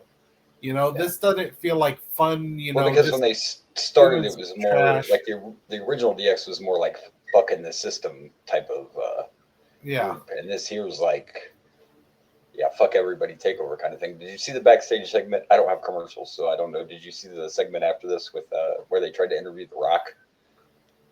No, I stopped it right. That was right after the commercial. So I haven't watched it yet. Okay, yeah. There's a segment. I'll just talk about it now. I know you haven't seen it. It's not really a spoiler, but they go backstage and interview The Rock, and it gets cut off real quick by Triple H. He goes, after already being out here and being involved in this, Triple H shows up and just starts attacking The Rock backstage. So, well, I think we saw the clip. It seems like Triple H is just trying to get a little edged because he has a triple threat tonight. He defends his title in a triple threat. It seems like he's trying to take out his opponents before the match. So, well, if he wants to get a little edge, he should just pay Edge to come out, you know? And Edge is here. I saw the match card. Dude, Edge is here. All right, well, as far as this match goes, even with shenanigans, I'm going to go 4 suckets. That's all I can come up with. I'm going to go 4. I'm going to go with are you ready? 4. Are you ready? We're ready. Don't go anywhere, kids. This isn't a bathroom break time again. No popcorn in this one because it's a quickie. Big Show's handicap match. Oh, this is another short. Aren't you intrigued because the running time of this? Like this is gonna be. He's got to decimate everybody or he loses. One or the other has to happen because this match is quick. So I almost, if it wasn't for Viscera, I could almost see him just like eliminating everybody, pinning them all at the same time. Yeah, I could too. So it's gonna be interesting to see what happens. I don't know who wins. I didn't see the result. I'm just like, wow, that's not very long. This is a traditional Survivor Series match, kind of. It's a handicap match, but it's still elimination. So let's see what happens. All right.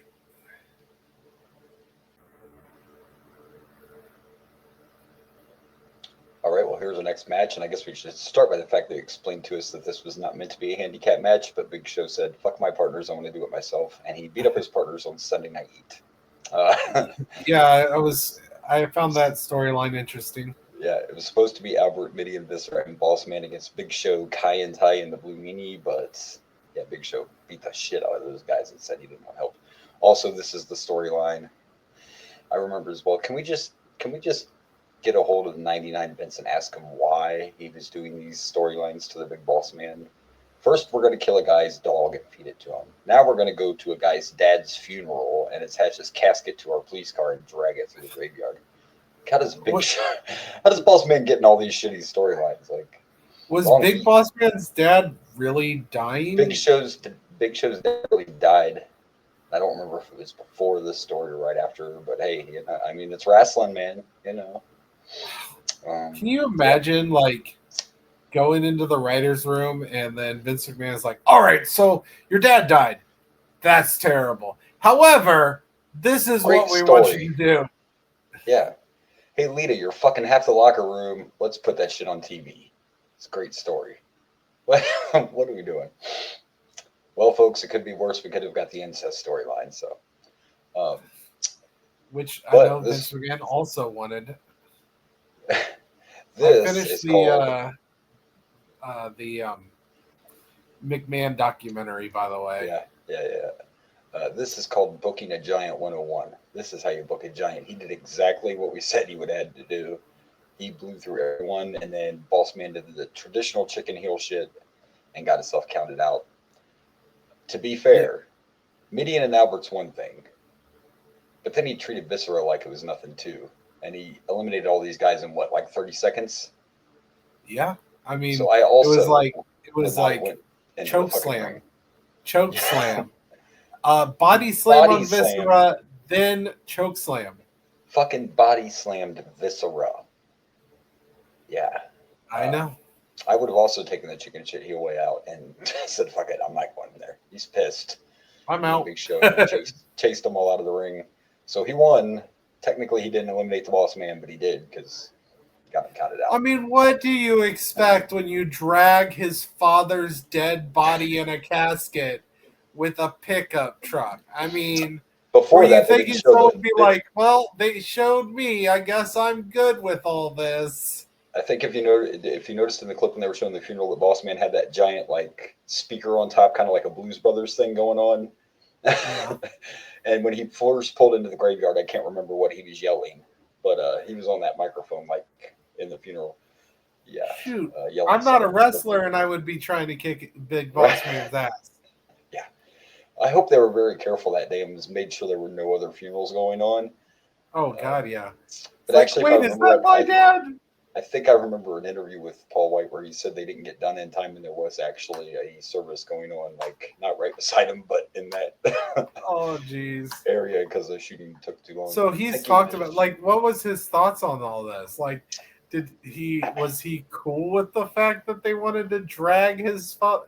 Now I realize that this is wrestling. It's not. There's not. His dad's body was probably already buried. They've already probably had a beautiful service. He gave that kind of company man wrestling answer, I'd do what I was asked. He's never really gotten like specific. He just uses that general, you do what you're asked. I mean, I'm all for bringing real life shit into storylines. This is going slightly farther. Yeah, sometimes with the whole with the whole dragging a casket around. At least Christian just makes dead dad jokes, but he's not actually dragging caskets. Yeah. I know it's wrestling, but sometimes, every once in a while, you go a little too far, and that might be just a little too. Yeah, I mean, it's like, don't get me wrong. Here's the thing. If his dad wasn't actually dead, then I probably have no issue with this story. Right. I think what made it worse is, if I remember right, he died like after. I think he was still alive during this storyline, but died like right in this time frame somewhere. But I could be wrong. I'd have to Google all that. Well, then that's fine. But that being said, though, this is how you book a giant, and I'm going to give it a 3.5 because Boss Man didn't go in the ring, so I'm going to give it a 3.5. I'm going to just stick with 3 because it was, and it's only getting this. I mean, it's not like it was a good match. It was just a storyline match. That's all this was. But it makes it fun because, and I like the story. That's why it's a 3 and not lower.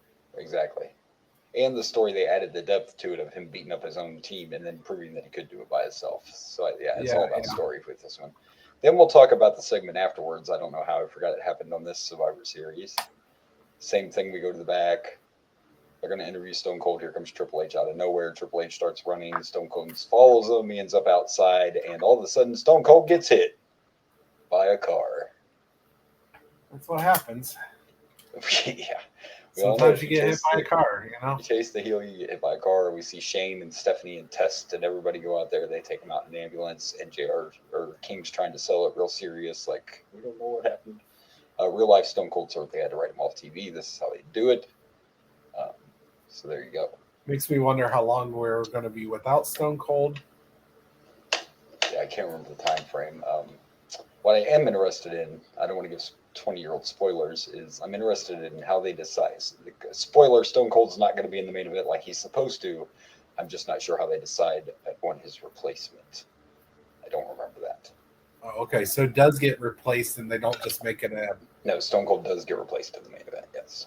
Oh, okay. But I just don't remember how it's decided, but we'll find out. So my theory before we start recording of Stone Cold showing up halfway through the match with a bunch of cast on him is not going to happen. Not going to happen, no.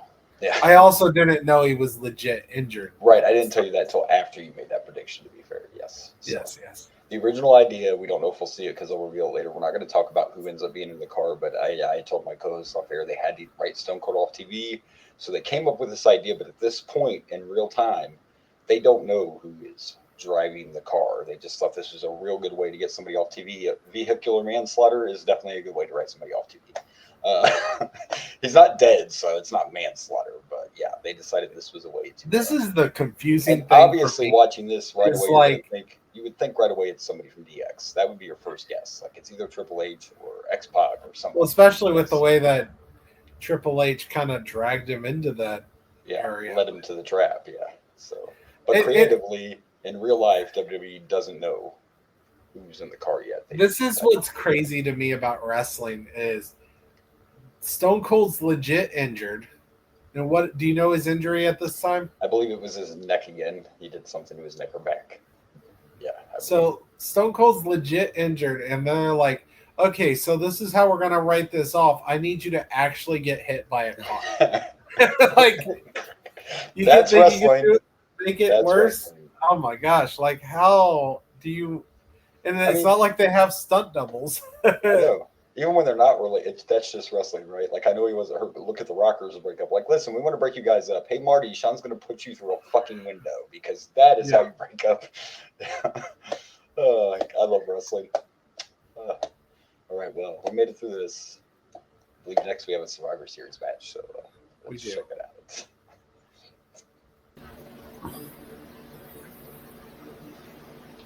All right, so our next match for the Intercontinental title.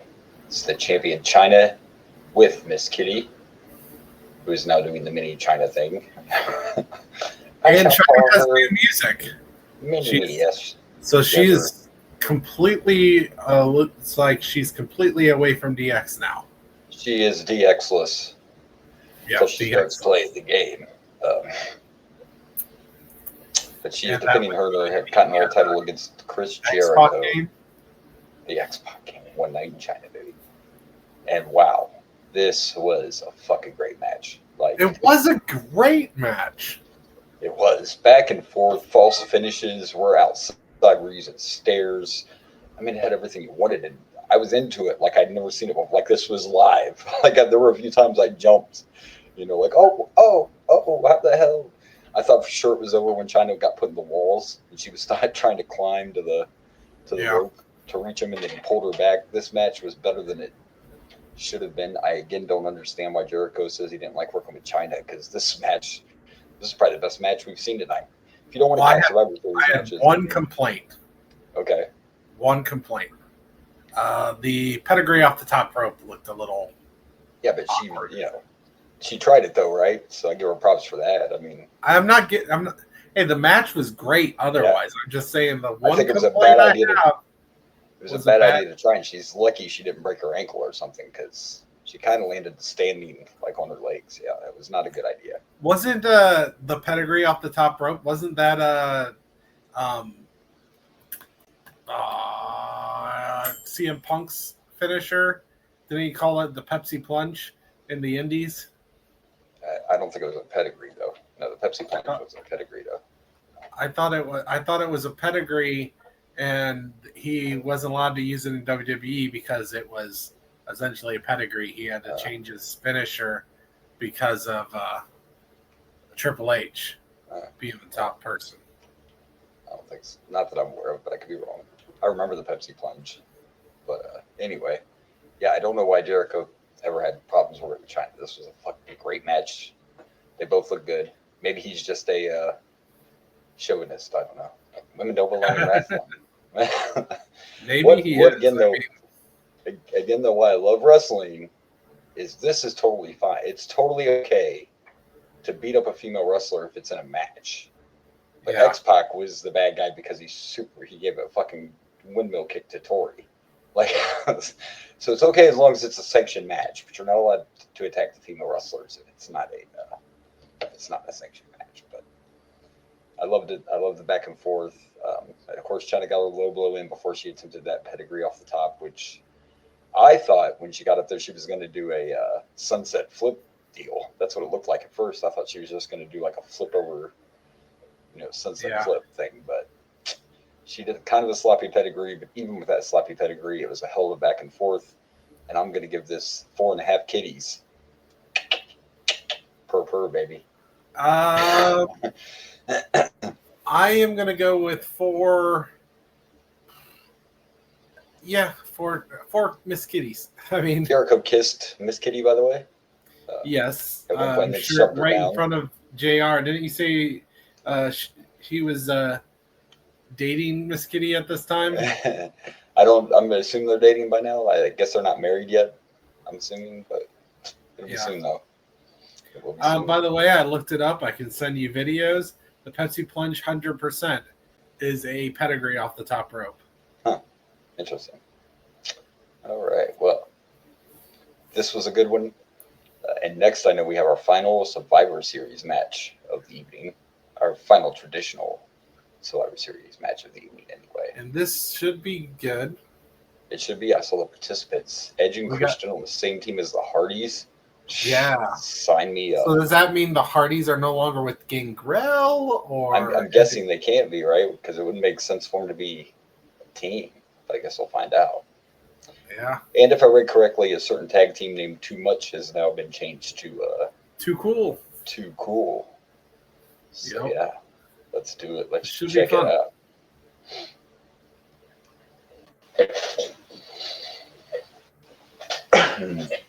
All right, so here we go. Our last Survivor Series match. Well, traditional Survivor Series match of the night, and it's the Hardys, Edge and Christian against the Hollies, and Too Cool, baby. Grandmaster Sexy. A little crazy because they take out Matt and Edge, who I would consider I don't know about more popular, but they're the bigger, or who will become the bigger stars, I would say. Oh, Jeff becomes a bigger star. Jeff becomes a bigger star than Matt. I guess I'm thinking of Matt with his version 2 or version, which was great, but Jeff became WWE champion. Matt did not. I mean, Matt was US champ, but yeah, eventually. I don't know. I always think of Matt as like mainly because Jeff keeps getting himself in trouble with drugs and alcohol, certain substances. Yeah, so I always thought of, and then I But love Matt was taken out. Matt Hardy better. Like Matt was taken out pretty quickly, though, which was kind of shocking. So yeah, here are our eliminations. You got Hardcore Holly getting a roll up on Edge. Scotty Too Hottie. Some of these were so quick that I didn't get a chance to really pay attention to what took them out. Like it just happened like that, and then they were already taken out. But Scotty took out Matt. Jeff takes out Scotty with, I believe that would be a 360 splash. Dude, that might have been a 450. Real quick side note: Scotty he came off the top rope and did a DDT onto Matt. That's how he. Oh, is that what it? Oh, damn. Yeah. Yeah, it happened so off quick. The top rope and just landed down in the DDT on him. So. Then Grandmaster Sexay takes out Jeff Hardy, which also happened so quick that that happened, and then Christian took out Grandmaster and something built up to it, but Grandmaster hit the leg drop off the top ropes. How he pinned him. There were shenanigans before that led up to it. It was confusion. The Hollies were fighting each other like always, so there was a little. Yeah. Christian takes out Grandmaster with an inverted DDT. Christian takes out Crash with that's called the Unprettier, right? That was his finisher. Yeah, now I don't think they named it, but I don't. They didn't at this time, but it becomes the Unprettier. Then becomes the Kill Switch. He still calls it the Kill Switch. That's right, the Kill Switch Engage. Yep. And then Hardcore Holly counters a victory roll and wins the match. Yeah. But a lot of fun, a lot of chaos. I liked when it was down to Edge and or Jeff and Christian, and they were doing like some of each other's tags moves together, like they did the boy thing together with the guy in the corner and jumping off the other guy. And it was like they didn't lose their other tag team partner because they were doing some great tag team. And we got the whole spot where Too Cool's busy beating up one guy, and the Hollies are trying to argue over who gets to beat up the other guy because that's what they do for the fighting cousins. And the commentary, there were a couple times that it sounded like JR was legit getting pissed off at the King, and it did seem like it. Yeah. Because he kept talking about Austin, and then the lawyers called him heartless and shit. He's like, "You don't care about anybody but Austin." Okay. When King tried saying that if I got hit by a car, you wouldn't care about me. Yeah. And then JR's like, where do you get this information? And the shit with the Grandmaster and at one point he said something about Austin's health update, and Jerry Lawler was like, "I'm interested more about his football career than I am that." Yeah. Oh, the football. But the Grandmaster sexy thing too, playing with that on the laugh, he was laughing, and JR said something about Did he laugh like that when he was a baby? And King was like, "How would I know?" Yeah. But then, like, Sexy tried to went to hit the running bulldog, and the King was like, "I wonder where he learned that. I used to do that when I was younger." That whole thing was always great because Grandmaster looks like Jerry Lawler, and that fucking laugh came from Jerry Lawler too. Like, yeah. Unfortunately, he's not with us anymore. But But hey, there's 8 guys in this match, and 6 of them are still here, so that's pretty good in wrestling. Only Crash and Grandmaster are gone. So. Oh well. Yeah. I didn't know Crash was dead. Yeah, he was. I don't want to say. I think he took his own life. I could be wrong, but it was young. It was young. It wasn't long after he was gone from WWE that he passed away. So. Yeah. And of course, the same thing with Grandmaster. I don't think he took his own life, but it was drugs. Anyway, it was a fun match. Another fun match. Another great Survivor. This felt like a Survivor Series. That's what I love about it. Yeah, it felt like this felt like a Survivor Series. Yeah, I'm really liking the Survivor Series because of the actual Survivor Series matches. Yeah. And not only did you have the Hollies, fighting each other like they always do, but there were teases of Edge and Christian and the Hardys having little, like, it was almost like they were trying to one-up each other, and it kept causing problems in the match. So there was story there too, where they were working together, but there was still a little bit of, good storytelling, I guess is my point. It's been a really fun Survivor Series. Yeah, for sure. This is another good match. I'm gonna give this 4 worms because we got to see the worm. We got to see the worm, baby. I'm gonna go with the this 450 splash. Oh, dude, I've never seen Hardy do that either. I thought he was going for the swanton. I know. I thought I was gonna see a swanton too, and then I got that. I was like, and by the way, I'm pretty sure it's a 360 because a 360 is where you just. I mean, you go 360 degrees. You get 450. You would have to go one full rotation and then half. Oh, that's right. I think the 450 is normally a backwards one where you land on the splash. Somebody did that. That used to be a finisher for someone, but I don't remember who. Somebody used to do a 450. It was probably. I think it was just a 360. I think you're right. That was only 360, but I've still never seen Jeff do that. I know. I don't think I have either. Well, every time he does stuff like that, normally it's just a swanton, which, don't get me wrong, love the swanton, but... And that's what I thought he was going for, but nope. Does he do the swanton at this time? Has he maybe not developed that finisher yet? I'm pretty sure we've seen the swanton before. Just something, maybe it was Survivor Series, and he's like, hey, I gotta pick up my game. He balled up like Sonic the Hedgehog and dropped that shit. Maybe. I don't know. But another great Survivor Series match for sure. We have 2 matches remaining. There was a segment after you probably didn't see the segment yet, did you? Because of the commercials. Where JR was asking to Shane McMahon. Oh, okay, you did see it. Okay, yeah. Yeah, I did see it. About an Austin update. They gave one, and then the question was asked. So, is it a one-on-one main event? Shane said no. It will be a triple threat. And I just realized while doing all my pictures and everything, I do know who the third person is. Oh, yeah, I do too, but we don't want to give away any 20-year-old spoilers. It's literally in a bunch of Survivor Series cover arts. Yeah, it is. So, all right, well, we're going to move on next. Before the main event, we got a tag team title match. Get to see one of our favorites, the Outlaws. All right. Let's do it. As evil Outlaws. Evil Outlaw. Evil. Although, you know what? All of DX came out in that match with Kane and X-Pac besides Badass Billy Gunn. Yeah, we haven't seen Billy all night. I thought about that too. We haven't seen China, who's not technically DX, but we did not see Billy in any of these. All right. Segments. So, yeah, let's check it out.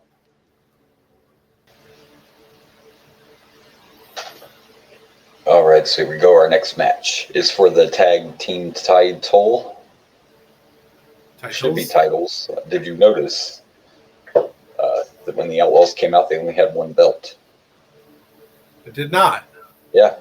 They only had 1 belt when they came out. Only Road Dogg was carrying a belt.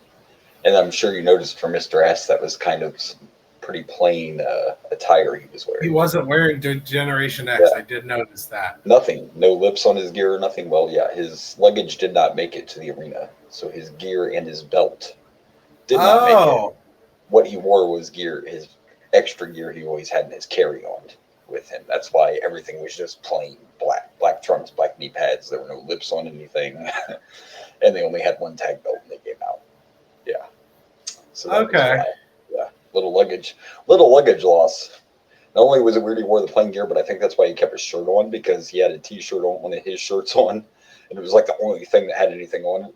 Like, we've never seen him really. He doesn't normally wear shirts unless he has one of those see-through deals on. He normally takes his shirt off. Yeah, he lost his gear. They just ignored it, though. They didn't say anything. They just pretended like everything was fine. They didn't say anything about it. I thought it was weird. Like, I thought it was going into the narrative that that Billy Gunn wasn't part of any of this stuff. Like, maybe he's like not liking the direction DX was going. Like, I thought that was going to be. I thought that was part of the storyline. But you're saying he just lost luggage. Lost his out. Just lost luggage. Yeah. Yep. But interesting. Entertaining match, and this is. I'll tell you what my favorite part of this whole match was, and this is just wrestling, kids. The good guys did all the heel shit. Al Snow and Mankind were the heels the whole time, using chairs, just cheating any way they can. But it's okay because they're the good guys, so it's okay. Yeah, I loved it.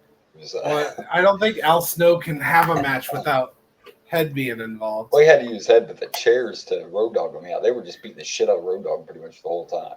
He's always trying to get ahead in life.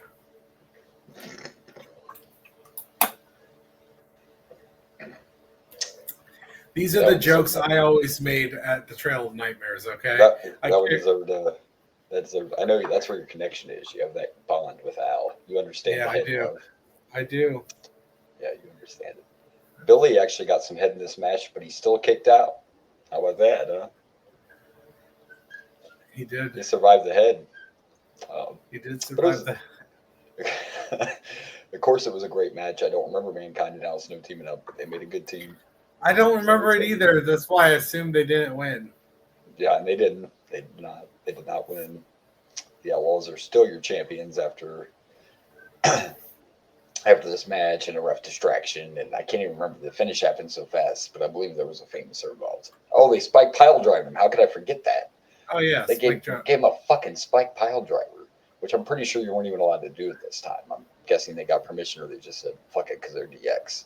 But I'm pretty sure that was a banned move at this time in WWE. I could be wrong, but yeah, I don't think you were allowed to do pile drivers at all after the whole Owen Hart, Steve Austin thing, at least for a while. I mean, that went there for a while. You weren't allowed to do it. Yeah, so that for was the kind longest of time, it was just Undertaker was allowed. Yeah. Which is just dawned on me. There is no Undertaker on this pay-per-view. No, still to this day, the Undertaker is the only one allowed to use the tombstone, which made it even I mean, it is Cena, but that made it even more shocking that Cena did that tombstone at the pay-per-view. But he is John Cena, so yeah. He is John Cena. You're right. No Undertaker around in this one. He's not around, or is he? He could be in the main event, but he's not, because we already know who is. It's not. Yeah, unless he shows up in the main event, we don't. That was a nice commentary moment, by the way. They were talking about who the third man would be, and Waller was like, "Well, I can't do it because that'd leave you here alone in commentary, and that'd be a disaster." Yeah, they were also talking a lot about how Billy Gunn wasn't, like, they brought up the things that we were just bringing up, that Billy Gunn did not show up at all in any of these DX segments. Yeah. So that could still be the angle they're going. I mean, they could still be doing the angle you were talking about. I'm just pointing out that the gear and the belt just happened to be there. His luggage didn't come, but they were definitely playing it kind of like Billy's not filming the DX thing. He wasn't around the whole time. But I think if I remember right, they're trying to make you think Billy was the one in the car. Mm-hmm. That's clearly where they were. Yeah, where they were going with all this. Yeah. So, but the New Age Outlaws in the end retain. It was a fun match. We got to see Mr. Psycho. We got to see Head. You can't beat that. At least Head didn't get robbed. They didn't win, so Head's not going to get robbed of another victory. Head just doesn't get enough credit. Head should be in the Hall of Fame. I don't know what we're doing. Yeah. Like, what's going on? But another decent match. I'm going to give this 3 heads. 3 heads? 3 heads. I think I liked it a little bit more then, because I'm going to go with 3.5 spike pile drivers. Spike pile driver, man, out of nowhere. Yeah, no, shit. I was like, I was like watching that. I'm like, have they ever used a spike driver? I don't think I've ever seen the Outlaws do a spike pile driver. No, this is just a pay-per-view of busted out stuff we never see. Yeah, it has been a little crazy, hasn't it? Yeah, and it's been good, other than that one match. But yeah, so I forgot to mention that when I was looking things up, and it wasn't even for that match. I was just looking up for other things with this pay-per-view. Yeah. It popped up in a picture as worst matches of pay-per-views list again. The women's Survivor Series match. Yeah, there's a shock. Yeah. Shocker. It was on a list of worst matches of all time. Might be on another one by the time we're done here. Might be on another list of that worst matches. So all right, well. It is main event time. We don't know who the ref's going to be because it was supposed to be Vince. And we don't know who the third man's going to be, but it will still be a triple threat. So let's find out. The shocking thing is I know how this pay-per-view ends, and I think that that's going to be the shocker more than anything else. But I know who walks out champ. So spoiler. All right, well, let's do it. Let's watch the main event.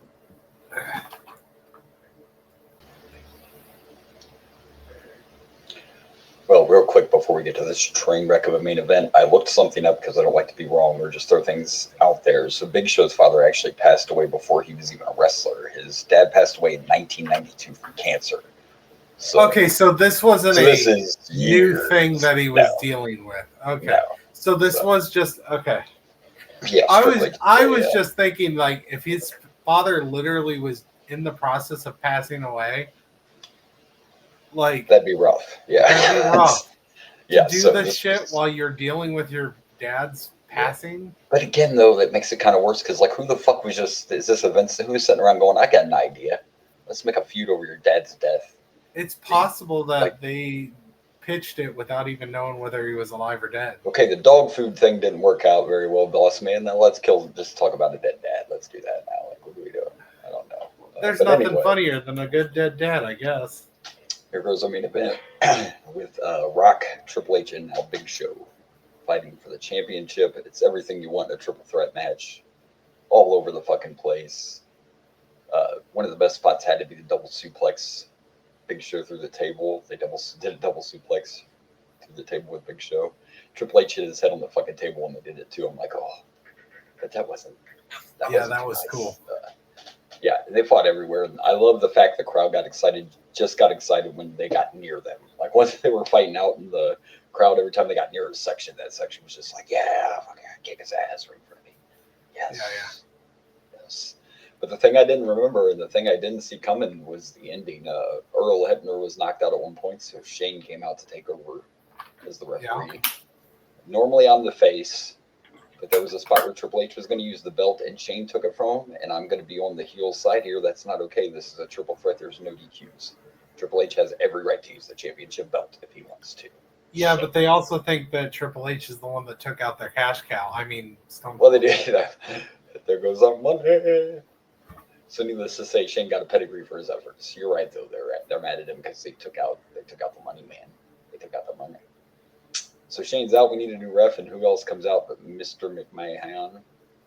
And wasn't it a little awkward though? Like the belt shot was fine, but like he went to get him the first time and he missed. But when Triple H turned around, Big Show was there, so he just turned right back around and took the belt to the face. I thought that was cool, actually. It was kind of cool though. It made sense because he turned around and saw Big Show and was like, "Oh fuck," because Big Show looked like a beast in this match. The belt might have been a nicer idea than whatever Big Show's fist was about to pummel into him. Whoa, cut that. What? And I'm curious. I want to look at something here. Let's see. Why I'm being a professional. I know Big Show. I want to see how old Big Show is here. He's still young. Let's see. Well, it's a Big Show. So in 1999, Paul White is 27 years old, and he just won the WWF championship, and he's already been the WCW champion. So 27 years old. This man's been world champion in the two major wrestling promotions, and he wasn't even a fucking wrestler when he started. So that's cool. That. They were mentioning The Rock. I think this was 27 too. I can't picture for one even looking like this at 27 years old, like any of these guys. And I damn sure can't imagine being on a pay-per-view in a major championship match at 27 years old. It's crazy. Yeah. But it was a fun match. It was a fun main event. It's everything you wanted out of a triple threat. And it totally made sense for Vince to come out and screw Triple H out of the title. If I remember correctly, they put it on the big show because, of course, Austin's legit hurt and The Rock's going to film another movie. So, so. I thought, I lost my train of thought. You did lose your train Yeah. of thought. I also couldn't see you for a minute. When you move a certain way, you just disappeared. Oh, shoot. Well, that's because I'm doing my best John Cena impression. Yes, which he's very good at. She just didn't know it. He's an excellent John Cena impressionist. So we were going to go on the core storyline. All of DX came out this time, by the way. Even Mr. Ass. They did all come out this time. Everybody but Chyna. But Chyna was on the video. As far as I know, Chyna is not DX at this juncture, from what I remember. When she gets with Kitty, she's not DX anymore. She doesn't seem like she's with DX. Yeah, but they haven't changed. They haven't changed the Triple H video package either. So no. She's already had that package anyway. Oh, what I was going to say is before you just told me that when his dad actually passed away, I was like, man, did they just put the title on him because he just lost his dad? Like, was this like a nice gesture? And then, you're telling me, no, that was like 8 years ago. Yeah. It was still probably a nice gesture. Like, thanks for going along. So we're going to, maybe that is what they were like. It's like, hey, we want you to do this really messed up storyline, but we will give you the title if you do it. So I'm going to give this main event 4 belt shots from Mr. McMahon. I am going to give this 4 sympathy wins. 4 sympathy wins. We're sorry for your dad that died 6 years ago, 7 years ago. Although I'm also a little disappointed, by the way. Yeah. I purposely waited to put this graphic up, and you haven't even noticed it. I noticed what you did. Yeah. You're just sad because I didn't suck your dick over it. I'm sorry. That is absolutely correct. Yes. I saw what you did. I saw that you X'd out Austin. Sometimes I like to see if the audience pays attention. My dick is still very dry. I'm very sad. I don't always like to give that. I don't always like to give that stuff away. Sometimes I just like to know if people are paying attention. I was hoping to get the reaction on the show, which is why I specifically did not send it to you through Facebook. I waited to put it up because I wanted a live reaction, and I just was very disappointed. Oh, well, I'm sorry. Of course, it's an amazing graphic. They always are. Thank you. They're always amazing. Jeez. I got to learn how to suck my own dick, I guess. I can do it myself. Just break a rib or something like on Marilyn Manson. That wasn't true. I know it's not, but it's still. He could suck his own dick, but he didn't break a rib. No, the dick was just that big. Only the journey there was a lie. That's right. It was only the rib was the false part. Whatever. Look, I'll tell you all right now. Here's an insider, ladies. If any dude could suck his dick, he'd probably never leave the house.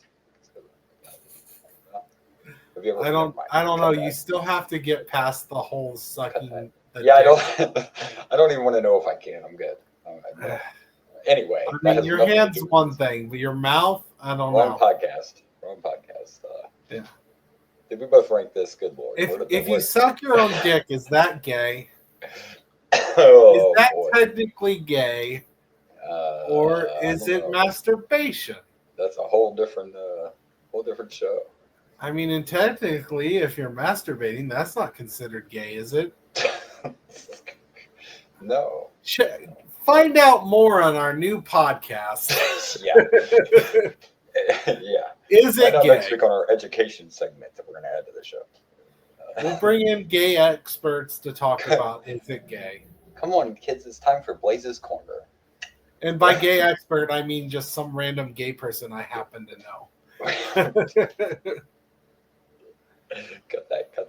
You know what? I got a great idea. Let's pick some matches. Why don't we just do that? You want to actually do what we come here to do? Let's just go ahead and take it. Okay. Yeah, I understand.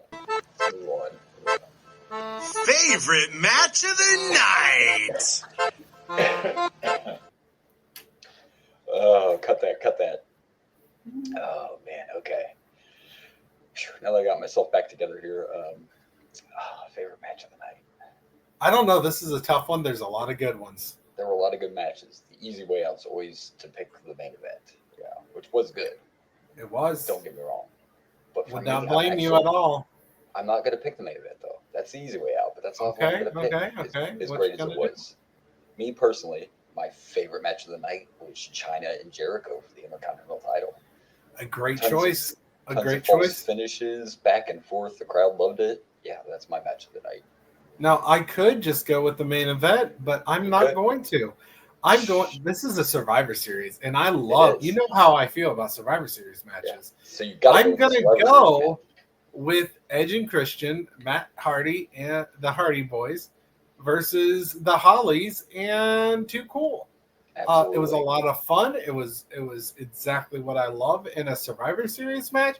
We got some unlikely pairings, especially with the Hardys and Christian and Jeff Hardy losing their tag team partners and carrying most of the match. From Hardy, no. Yes, you're just adding numbers to that. I am. It keeps going up. That probably was the best Survivor Series match on the card. Actual Survivor Series match. That was probably the best one. Yeah. And you kind of see why Big Show had such a quick one because he's about to do another match. Yeah. So which I'm sure they knew. Yeah, they obviously knew. We didn't know, but they obviously knew. Yeah, they knew. This might be the first time I would have to go back and listen to everything. This might be the first time either one of us has picked the main event. Maybe not. I don't think it's the first time because there's been times where both of us agree, like another match. Oh, okay. So it has happened. And not only that, but we've had some shit main events. In fact, I've made the main event my worst match before. So it definitely has happened. We don't always pick the main event. Gotcha. That's the easy way. It probably is more than any other, but we definitely don't just do it. All right. Well, speaking of just do it, let's pick the worst.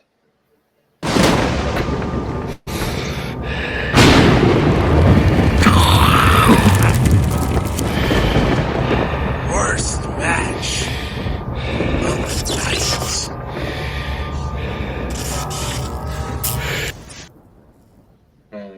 Let me think. No, I'm not going to think. It was the women's match. I mean, you don't even got to think about it. I considered trying to find something else, but no, they're really because the other matches, none of them were bad enough to even. We were worried about that Kane and X-Pac match. Even that was really fun. It's really short, but really fun. Really fun, yeah. And the Big Show one was short, but made sense because it was a monster out there just dominating. Yeah. I literally think this is one of those shows where there is nothing else that you could. No, I didn't. Not the worst, that's for sure. Nothing else. Like that finish was just. If it wasn't, it was bad. I would have put Deborah and Terry in the ring at some point just for entertainment, since you weren't having a real fucking match anyway. That's what the crowd wants to see. It's clear that they know that. It's clear that they're at this point where we got to show the women because women like the tits or men like the tits. Some women do too. We have to. Some women do too. True, fair enough. But at the same time, we don't respect or want them to take up most of this pay-per-view. So we're literally just sending you out there to get that horny factor. Yeah, that's 100% what it is. Get that women's moment in there. Yep. It's just a woman's moment. It's let's do their entrances. Their entrances was longer than the match. So everybody can come out and essentially model like it's a freaking supermodel thing. Yeah, not good for sure. Not good. Yeah, they are not concerned about having actual good wrestling matches with women. That changes, hopefully. That will change. Will start to change pretty soon, but at this present time, no. It's the 90s. Yeah, exactly. All right, well, now we have to do some ranking. I remembered. You remembered? I even have my ranking. Survivor Series rankings.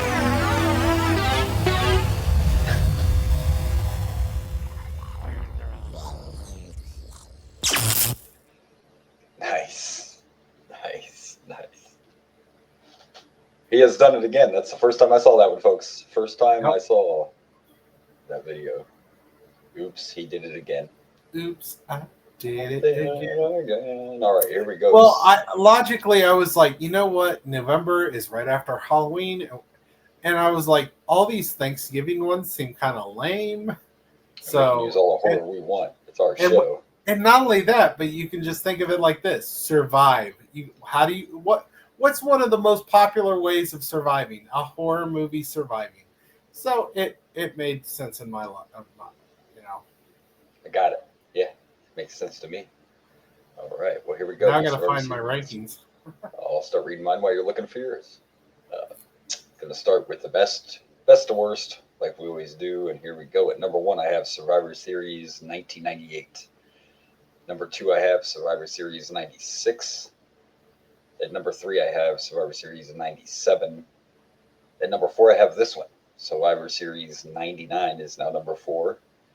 Number 5 is Survivor Series 92. Number 6 is Survivor Series 94. At 7, I got Survivor Series 93. 8, I have Survivor Series 90. 9, I have Survivor Series 95. 10, I have Survivor Series 91. 11, Survivor Series 89.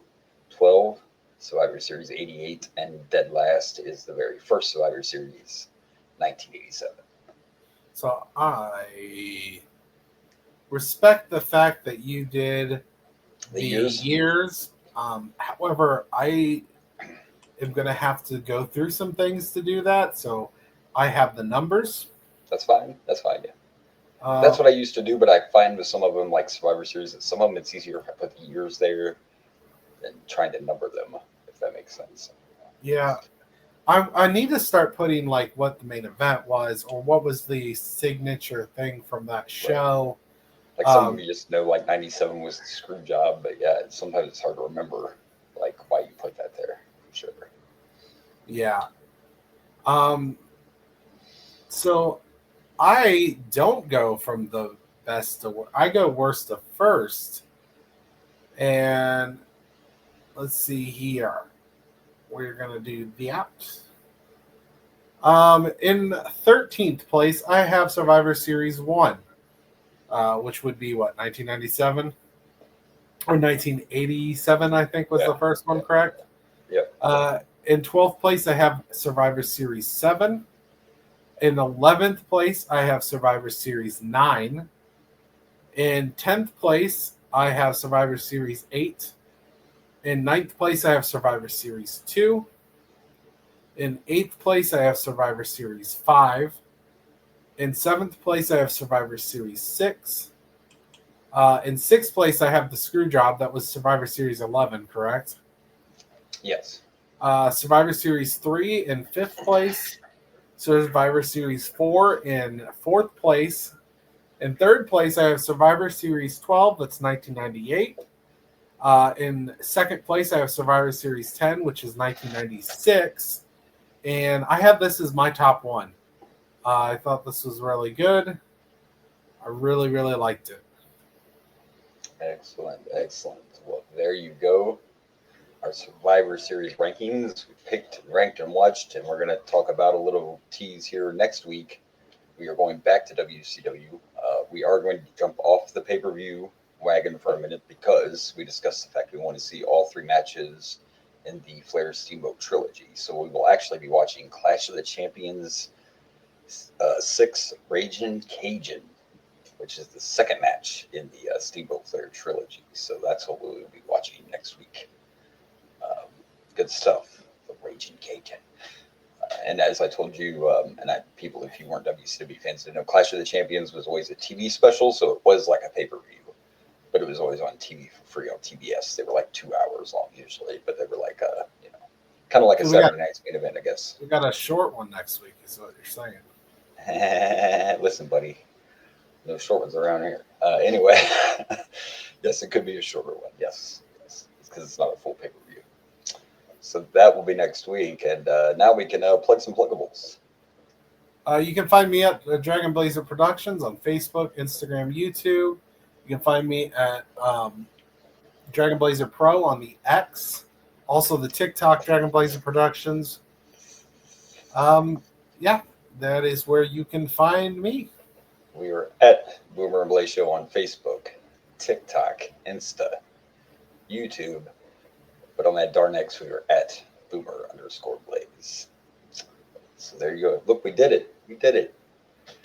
And we only missed a few, we had a few little glitches because you forgot how to do it, but it's okay. Yeah, well, that's what happens when your damn boss decides, ooh, I want to have a life outside of work. I want to go on vacation. Next week, folks, when I'm advertising the GoFundMe I'll need, because this guy gets me fired, just make sure you give. Let's start GoFundMe next week. Just joking. My boss will never, ever, ever.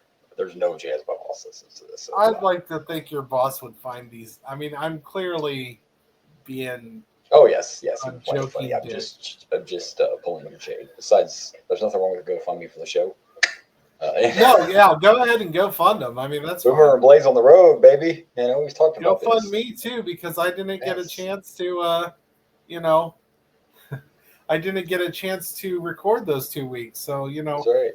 For emotional damage, I could use a GoFundMe as well.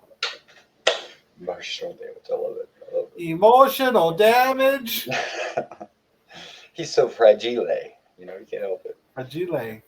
All right, well, we did it. It was good to be back in the chair. So we will see you next week. Until then, this has been the Boomer and Blaze Show. I am Boomer. And I'm Blaze. And good night from Dragon Blazer Studios. Have a nice day. No bad day, damn it. See, this is all your boss's fault. This is your boss's fault. Pew pew.